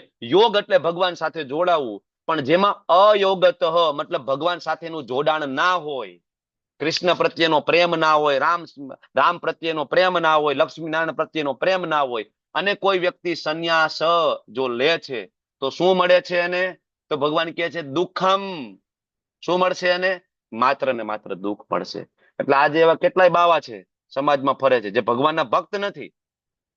સંસારના ક્લેશના કારણે, ઘર પરિવારના કંકાસના કારણે, આર્થિક પરિસ્થિતિના કારણે ને કેટલાય બધા તો ક્રાઇમ કરીને ભાગી ગયા છે. બરાબર. પોલીસ વાળા પકડે ને એટલે મોટી દાઢી મોટી જટા કરીને હરિદ્વારમાં ઋષિકેશમાં ફરતા હોય, પણ ત્યાં કોઈ શાંતિ પ્રાપ્ત થતી નથી. એને ફરતા હોય, શાંતિ પ્રાપ્ત કરવામાં પછી ગાંજા ફૂકે, ચરસ ફૂકતા હોય. શું કામ એની જરૂર પડે ગાંજા ચરસની? ભગવાનનો ભક્ત હોય, સાચો સાધુ, સાચો સંન્યાસી હોય, એ આત્મારામ હોય. આગળ આવશે આત્મારામ. એને પોતાની અંદર આનંદ હોય. એને બહાર ક્યાં આનંદ શોધવાની જરૂર નથી. ગાંજા ફૂકીને આનંદ લેવાની એને જરૂર ના પડે. જો બહારની વસ્તુથી આનંદ લેવો પડે તો એ આપણે છીએ ગૃહસ્થો. આપણે ટીવી જોઈને આનંદ લઈએ, મોબાઈલ જોઈને આનંદ લઈએ, ફરવા જઈને આનંદ લઈએ. આપણે આનંદ બહાર શોધ કરવાની, ગૃહસ્થો છીએ. પણ સાચો સંન્યાસી આત્મારામ હોય છે. બરાબર. બહાર આનંદની જરૂર નથી. એટલે ભગવાને કીધું કે સંન્યાસસ્તુ મહાબાહો દુઃખમ આપતુમ અયોગત. કારણ કે અયોગત થયું ને એટલે દુઃખ મળ્યું છે. પણ યોગ યુક્તો હશે તો, પણ જો કોઈ ભગવાનનો ભક્ત હશે તો ભગવાન કહે છે યોગ યુક્તો મુનિર બ્રહ્મ ન ચીરણાધિગચ્છતિ. એને તરત ભગવાન પ્રાપ્ત થશે. ગમે ત્યાં હોય, ભલે એ ગૃહસ્થ હોય, પત્ની હોય, બાળકો હોય. નરસિંહ મહેતા ગૃહસ્થ હતા ને, પત્ની હતી, બાળકો હતા, કામ કરતા હતા. સંત તુકારામ પત્ની હતી, બાળકો હતા. ગોરા કુંભાર પત્ની હતી, બાળકો હતા ને, છતાં પણ આજે એનું નામ લઈએ છીએ સન્માનપૂર્વક. 500 વર્ષ વીતી ગયા છે તુકારામજી આવ્યા એને. નરસિંહ મહેતા 500 વર્ષ થયા છે. 500 વર્ષ પછી પણ આપણે સન્માનપૂર્વક નામ લઈ છે, દંડવત કરીએ છીએ. શું કામ? કારણ કે યોગ યુક્તો એને ભગવાનને સેન્ટરમાં રાખ્યા હતા. બાકી કેટલાય સાધુ થઈ ગયા, કેટલાય બાવા ફરે છે, કોઈને સન્માનપૂર્વક નામ આપણે લેતા નથી. વાય? કારણ કે અયોગત છે ને, પોતે જ દુઃખી છે. પોતે જ દુઃખી છે એટલે તો ચલમ, ચરસ, ગાંજા, અફીણના સહારા લેવા પડતા હોય છે. ભગવાનનો ભક્તને ભગવાનના નામનો એડિક્શન હોય છે. જેવી રીતના પરમ યોગી છે ભગવાન શિવ, બરાબર, કૈલાસ પર્વત ઉપર બેઠા છે. બરાબર. શિવજીના ભક્તો શિવજી પાસે માગે, શિવજી બધું આપે. આશુતોષ છે. પણ શિવજીએ પોતાના માટે 2 BHK નો ફ્લેટ કૈલાસ પર્વત ઉપર બનાવ્યો નથી. બરાબર ને? 2 દીકરા છે, દીકરી છે, લગ્ન થઈ ગયા, માતા પાર્વતી છે, તો એમ ન થયું ભાઈ એકાદું 2 BHK તો બનાવી લઈ. રસોડું હોય ને 2 રૂમ હોય, એકમાં કાર્તિકેય રહીએ ને એકમાં અમે રહીએ. આટલું નહીં. શું કામ? કારણ કે બહાર આનંદ શોધવાની જરૂર નથી ને. આનંદ રામના નામમાં છે ને. શિવજી સતત લીન છે. રામ રામ રામ રામ રામ. આત્મારામ કહેવાય. આ યોગી છે, સાચા યોગી છે, પરમ યોગી છે. ભગવાન એટલે તો ભગવાન તરીકે ઓળખાય છે શિવજી. ઓકે. કારણ કે યોગ યુક્તો. ઓકે. તો જે મનુષ્ય ભક્તિ ભાવે કર્મ કરે છે, યોગ યુક્ત થઈને જે કોઈ કાર્ય કરે છે, તમને એમ થાય કે યોગ યુક્તોને તમે ભક્તિ ભાવે શું કામ સમજાવો છો? યોગ એટલે તો ઓલું ના થાય, યમ નિયમ આસન પ્રાણાયામ પ્રત્યાહાર, એ યોગ નહીં. આનો જવાબ તમને આવતીકાલના અધ્યાયના છેલ્લા શ્લોકમાં મળશે કે અહીંયા યોગ યુક્તોનો અર્થ ભક્તિભાવ શું કામ લખ્યું છે. કારણ કે સાચો યોગ છે એ ભક્તિ છે. ભગવાન આગળ કહેશે 6ઠો અધ્યાય 47મો શ્લોક. બરાબર. યોગ યુક્તો, જે યોગ યુક્તો છે એ વિશુદ્ધ આત્મા છે. એનું ચેતો દર્પણ થાય છે. જે ભક્તિ કરે છે, કામ, ક્રોધ, લોભ, મોહ, મદ, મત્સર ધીમે ધીમે નીકળે છે. વિજિત આત્મા એ એના ઇન્દ્રિયોને કંટ્રોલ કરી શકે છે. વિજિત આત્મા જીતેન્દ્રિય એની ઇન્દ્રિયોને વશમાં રાખી શકે છે. એના મન અને ઇન્દ્રિયોને કંટ્રોલમાં કરી શકે છે. અને ત્યારે કોઈ વ્યક્તિ જયારે આ લેવલ ઉપર પહોંચે તો ભૂતાત્મા કુર્વન્નપી ન લિપ્યતે. ત્યારે એ વ્યક્તિ બધાને પ્રિય થઈ જાય, બધા એને પ્રેમ કરે, અને બધું કાર્ય કરતું હોય તોય એને બંધન ના થાય. બરાબર. આપણને ગમે ને કે આપણને બધા પ્રેમ કરે, ગમે કે ના ગમે? ગમે ને? બરાબર. એના માટે આપણે ઘણું પ્રયત્ન કરતા હોય. ઘણા બધા તો ઓલા કોચિંગમાં જતા હોય, લાઈફસ્ટાઈલના ક્લાસ ચાલતા હોય, કેવી રીતના બેસવું ને કેમ. અરે ભગવદ્ ગીતામાં બધું છે. ભગવદ્ ગીતા એકવાર વાંચો, ભગવદ્ ગીતા પ્રમાણે જીવન જીવો, આખો સમાજ તમને પ્રેમ કરશે અને તમે આખા સમાજને પ્રેમ કરશો. બરાબર. અને કોઈ પણ કાર્ય કરતો હોય તમને એવું લાગે તો પણ કોઈ કર્મનું બંધન ના થાય. બરાબર. એટલે આ જગતમાં એ વ્યક્તિ હોય, તમારી વચ્ચે હોય, બધું કામ કરતો હોય, છતાં પણ કર્મનું બંધન ના થાય. આવું કેવી રીતના બની શકે? ત્યારે ભગવાન ઉદાહરણ આપીને સમજાવે છે. બ્રહ્મણાધાય કર્માણી સંગમ ત્યક્તા કરોતિ ય. મૂળ મુદ્દો એક જ, બરાબર, થીમ આયલી આવે છે. બીજા અધ્યાયથી તમે જોવો અત્યાર સુધી એક જ થીમ આલે છે, કર્મ કરો પણ અનાસક્ત થઈને કર્મ કરો. અહીંયા પણ એ જ આવ્યું ને, સંગમ ત્યક્વા, સંઘને છોડી દો, આસક્તિને છોડી દો, અને કરોતિ, પણ કર્મ કરો. પણ કોના માટે? તો કે બ્રહ્મણાધાય, જે બ્રહ્મ જે છે. બ્રહ્મના અર્થ અલગ અલગ થાય. બ્રહ્મ જીવ માટે પણ શબ્દ વપરાય છે, બ્રહ્મ પ્રકૃતિ માટે પણ વપરાય છે, અને બ્રહ્મ ભગવાન માટે પણ વપરાય છે. તો અહીંયા જીવ માટે કર્મ કરવાની વાત નથી, પ્રકૃતિ માટે કર્મ કરવાની વાત નથી, કારણ કે કર્મ કરવાનું છે યજ્ઞ પ્રત્યાર્થે. આપણે ત્રીજા અધ્યાયમાં ભણી ગયા કે કૃષ્ણ પ્રત્યાર્થે કર્મ કરવાનું છે. ત્રીજા અધ્યાયના 30મા શ્લોકમાં ભગવાને કીધું કે મયી કર્માણી સર્વાણી, બધું કર્મ મારા માટે કરો. તો બ્રહ્મણાધાય કર્માણી મતલબ બધા કર્મ કૃષ્ણ માટે કરવા, ભગવાન માટે કર્મ કરવા. કેવી રીતના? તો કે અનાસક્ત થઈને. જો આવી રીતના કરશું તો ભગવાન કે છે લિપ્યતે સન પાપેન, કર્મ કરતો હોય છતાં પણ પાપથી લેપાશે નહીં. ઉદાહરણ આપો? તો ભગવાન કે હા, ઉદાહરણ આપું છું. પદ્મપત્ર મીવાંબસા, કમળનું પત્ર કાદવમાં ઉગે છે, છતાં પણ બરાબર એ પત્ર ઉપર કોઈ પાણીનું બૂંદ ટકતું નથી. બરાબર. કમળનું પાંદડું લેજો, બરાબર, ને માથે તમે એક ગ્લાસ પાણી રેડજો, પાણી ટકશે નહીં, બધું નીચે જતું રહેશે. કમળના પાંદડા ઉપર એક વેક્સનું કોટિંગ હોય છે. એવી રીતના ભગવાનનો ભક્ત આ સંસાર રૂપી કાદવની અંદર રહે છે. સંસાર રૂપી કાદવ કીચડમાં રહે છે, બધાની વચ્ચે રહે છે, છતાં પણ એના ઉપર એક કોટિંગ હોય છે ભક્ત ઉપર. શેનું કોટિંગ હોય છે? ભક્તિનું કોટિંગ હોય છે. એટલા માટે સંસારના કલે જે કઈ ક્લેશ છે એને ટચ નથી કરતા. એ હંમેશા ખુશ હોય છે, જોતો હોય છે બધું. એને ખબર છે હું શરીર નથી, હું આત્મા છું, અને મારું ઓરિજિનલ કામ આ છે. બરાબર. રે સંસારમાં રે, ઘર સાથે, પરિવાર સાથે રે, પણ ડિટેચ થઈને રે છે. પદ્મપત્ર મીવાંબસા. કારણ કે આવા વ્યક્તિઓ હોય છે, બરાબર, એ શરીર, મન, બુદ્ધિ, ઇન્દ્રિય દ્વારા માત્ર આત્મશુદ્ધિનો પ્રયત્ન કરે. કારણ કે એને ભક્તિ કરવી છે ને ભગવાનની. તો એ વિચારે કે હું કેવી રીતના હજી વધારે બેટર પરફોર્મન્સ આપી શકું. શરીરને ભગવાનની સેવામાં લગાડે. સવારે મંગલ આરતીમાં ઉઠી જાય. બરાબર. સવારે 3:30 વાગે ઉઠવું તો અઘરું છે ને, પણ ઇસ્કોનના ભક્તો ઉઠે છે, સવારે 3:30 વાગ્યામાં ઉઠે છે. બરાબર.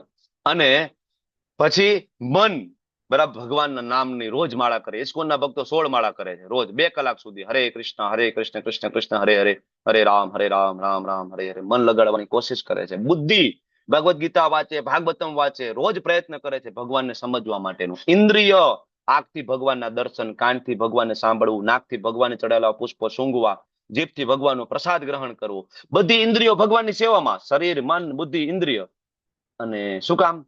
તો કે આત્મશુદ્ધિ કરવી છે. શું કામ આત્મશુદ્ધિ કરવી છે? તો કે મારે વધારે સારી રીતના ભગવાનની સેવા કરવી છે. બરાબર. આ ભગવાનના ભક્તનો એટીટ્યુડ છે. બરાબર. જે આપણને પ્રભુપાદે શીખડાવ્યું છે. બરાબર. એટલે કે જે ભક્તિમાં સ્થિર થયેલો મનુષ્ય પરમ શાંતિને પામે છે. કારણ કે સર્વ કર્મના ફળ હવે અહીંયા ભગવાન કે છે મને અર્પિત કરે છે. યુક્ત કર્મ ફલમ ત્યક્ત્વા શાંતિમ આપનોતિમ નૈષ્ટિકમ. બરાબર.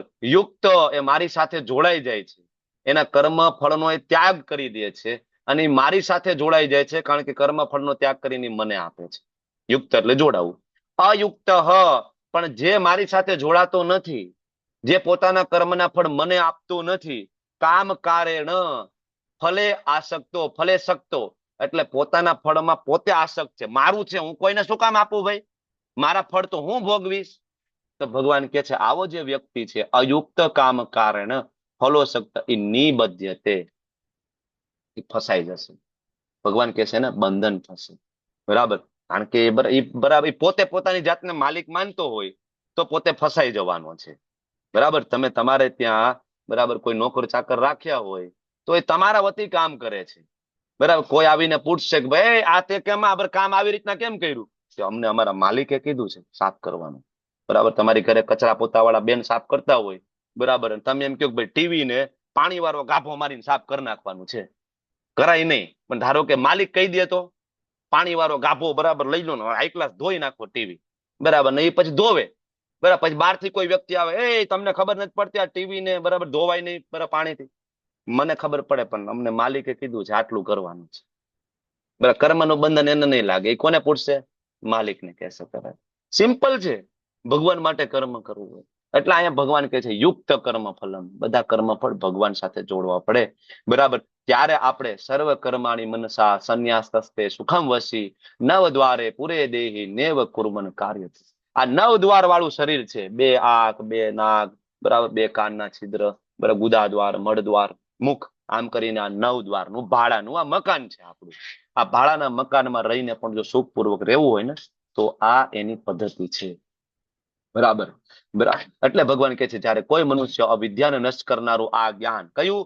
ભગવદ્ ગીતાનું જેવું એ પ્રાપ્ત કરશે ત્યારે જેવી રીતે દિવસે સૂર્ય પ્રગટ થાય ને બધું પ્રકાશિત થઈ જાય છે, એવી રીતે જ્ઞાનથી બધું જ પ્રકાશિત થઈ જશે. ત્યારે મનુષ્યની બુદ્ધિ, મન, શ્રદ્ધા, આશ્રય બધું મારામાં સ્થિર થાય છે. પૂર્ણ જ્ઞાન દ્વારા બધા સંશયોમાંથી બહાર નીકળી જાય, કોઈ ડાઉટ રહેતો નથી. જે કોઈ વ્યક્તિ ભગવદ્ ગીતા વાંચે છે ગુરુના શરણમાં બેસીને યોગ્ય પરંપરામાંથી, ત્યારે એના મનમાં રહેલા બધા ડાઉટ ક્લિયર થઈ જાય છે, નીટ એન્ડ ક્લીન, એને ખબર છે, બરાબર.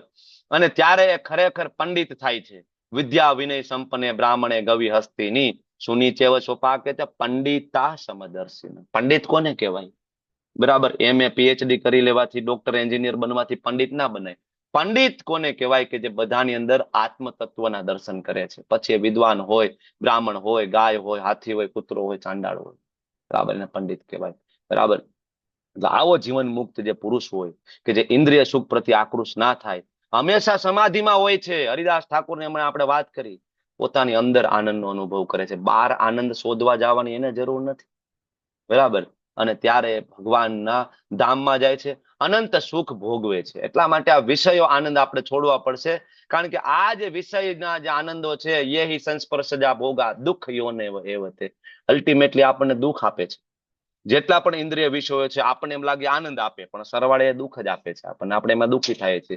એટલે ભગવાન કહે છે ન તે સુરમત તે બુદ્ધ, બુદ્ધિશાળી મનુષ્ય આની અંદર પડતા નથી, બરાબર. અને છેલ્લા શ્લોકની અંદર ભગવાન સમજાવે છે શાંતિ સૂત્ર, કે ખરેખર કેવી રીતના કર્મ કરવાનો છે. ભોગતા રમ યજ્ઞ તપસા, ભોગતા ભગવાન છે, ભગવાન માટે કર્મ કરવું જોઈએ, કારણ કે એન્જોયર ભગવાન છે. બીજાને આનંદ આપવો, ભગવાનને આનંદ આપવાની વાત છે. અને જો બીજાને આનંદ આપીને કર્મ કરીએ એમાં વધારે સંતોષ થાય, ખબર છે ને? આ લોકો, આપણે લોકોએ તો અનુભવ કર્યો છે, જયારે ઘરે મહેમાન આવ્યા હોય, કોઈ એમાં ખાસ તો ગમતા મહેમાન આવ્યા હોય તો માતાજીઓ રસોઈ બનાવતી હોય, ખાસ તો પિયર વાળા આવ્યા હોય, બરાબર, મમ્મી પપ્પા આવ્યા હોય, અને પછી માતાજીઓ રસોઈ બનાવે, કેટલી બધી જાતનું બનાવે. ધારો કે ભાઈ આવ્યો હોય, ભાઈ બેન જમવા, તો એ ભાઈ જમી લે ને એમાં બેન ધરાઈ જાય, બેન ને અલગથી જમવાની જરૂર ના પડે, મારો ભાઈ પ્રસન્ન થઈ ગયો ને, બરાબર.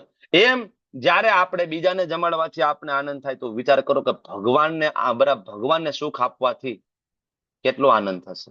એટલે ભગવાન કહે છે ભોગતા હું છું, ભોગતા રમ યજ્ઞ તપસા, જેટલા પણ યજ્ઞ છે, તપ છે, બધાના ભોગતા સ્વયં ભગવાન છે.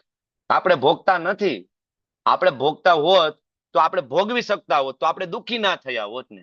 પણ આપણે તો દુઃખી છીએ, તમે હું બધા છીએ ને, બરાબર. ગાડી બંગલા વાળા દુઃખી છે, ઝૂંપડા વાળા દુઃખી છે, બરાબર. એમેઝોન ના માલિકે દુઃખી છે, એપલ ના માલિકે દુઃખી છે, બરાબર. ખરેખર રૂપિયા પૈસામાં આનંદ પ્રાપ્ત થતો હોત તો એપલ ના માલિક જે સ્ટીવ જોબ, બરાબર, એમના પત્ની કુંભ મેળામાં આવીને સનાતન ધર્મનો શું કામ સ્વીકાર કરે? એપલ કંપનીના માલિક છે ને, હમણાં કુંભ મેળામાં આવ્યા હતા, સનાતન ધર્મમાંથી દીક્ષા લીધી, શું કામ ભાઈ જરૂર પડી? રૂપિયા પૈસાથી આનંદ નહીં, દુઃખી છે. ભગવાન ભોગતા છે, આપણે ભોગતા નથી. સર્વ લોક મહેશ્વરમ, ભગવાન મહા ઈશ્વર છે, ઈશ્વર નહીં. ઈશ્વર તો બીજા નાના નાના પણ હોય, ઈશ્વર એટલે કંટ્રોલર, પણ ભગવાન બધા જ ઈશ્વરોના પણ ઈશ્વર એટલે મહા ઈશ્વર છે. અને એક લોકના નહીં, આજે જે આપણે જોયું ને ગોલોક ચાર્ટ, બધા જ લોકના, અને સાથે સાથે સુરદમ સર્વભૂતાના, બધાના હૃદયમાં પણ એ રહે છે.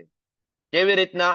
સુરદ, એક શુભેચ્છક મિત્ર તરીકે. હંમેશા કૃષ્ણ આપણને શિરોદક્ષાય વિષ્ણુ સ્વરૂપે આપણા હૃદયમાં બેસીને ચૈત્ય ગુરુ બનીને આપણને ગાઈડ કરે છે, બરાબર. અને જો આટલું 3 વસ્તુ આપણે જાણી લેશું ને, કે ભોગતા આપણે નથી, સર્વલોક મહેશ્વર છે કૃષ્ણ છે અને કૃષ્ણ મારા પરમ મિત્ર છે, તેથી આપણને શાંતિ પ્રાપ્ત થશે. આ ત્રણ જે શબ્દ છે એ સમજવાની જરૂર છે. આ જે શ્લોક છે ને શાંતિ સૂત્ર તરીકે ઓળખવામાં આવે છે. જેથી આપણે આ સમજી જઈશું ને તેથી આપણે ભગવાનના ધામમાં જતા રહીશું, ગોલોક ધામમાં. કારણ કે અત્યારે પ્રોબ્લેમ એ છે કે તમે ને હું આપણે ભોગતા છીએ એ જ માનીએ છીએ કે ભોગતા તો હું છું. એ તો હું ન હોય ને તો તમને ખબર પડે કેટલી વી હો થાય. આપણે ઘરમાં કહેતા હોય બધા, કારણ કે આપણે એવું માનીએ છીએ કે હું કરું છું, હું કમાવું એટલે તમે બધા મજા મજા કરો છો. ભાઈ તું નહોતો તે દી સંસાર હતો, તું જતો રહીશ પછી એ સંસાર હશે. કેટલાય કોરોનામાં જતા રહ્યા છે અને એ બધા એના ઘર અત્યારે હાલે જ છે. બરાબર ને? એ આપણો એક મોટો ભ્રમ છે. આ સમજવાનું છે ભોગતા આપણે નથી, ભોગતા ભગવાન છે. બરાબર? કીડીને કણ અને હાથીને મણ. બરાબર ને? આપણે અહીંયા બધા દાન કરવા જતા હોય, કીડિયારું પૂરવા જતા હોય બધા, કેટલાય બધા કીડિયારું પૂરવા જાય. જાવ ને એમેઝોનના જંગલમાં, ઢગલાબંધ કીડીઓ છે. એમેઝોનના જંગલમાં કોણ કીડિયારું પૂરવા જાય છે? કોણ લીલું નાખવા જાય છે ત્યાં? જંગલી પશુઓને કોણ ખાવાનું આપતું હશે એમેઝોનના જંગલમાં? ભગવાન પૂરું કરે. આ સમજવાની જરૂર છે આપણે. બરાબર? ઓકે, તો માનવ સેવા એ માધવ સેવા નથી. વાંછા કલ્પતરુભ્યશ્ચ કૃપા સિંધુભ્યઃ ચ પતિતાનાં પાવનેભ્યો વૈષ્ણવેભ્યો નમો નમઃ. અનંત કોટિ વૈષ્ણવ કી જય, શ્રી પ્રભુપાદ કી જય, ગુરુ મહારાજ કી જય. હરે કૃષ્ણ.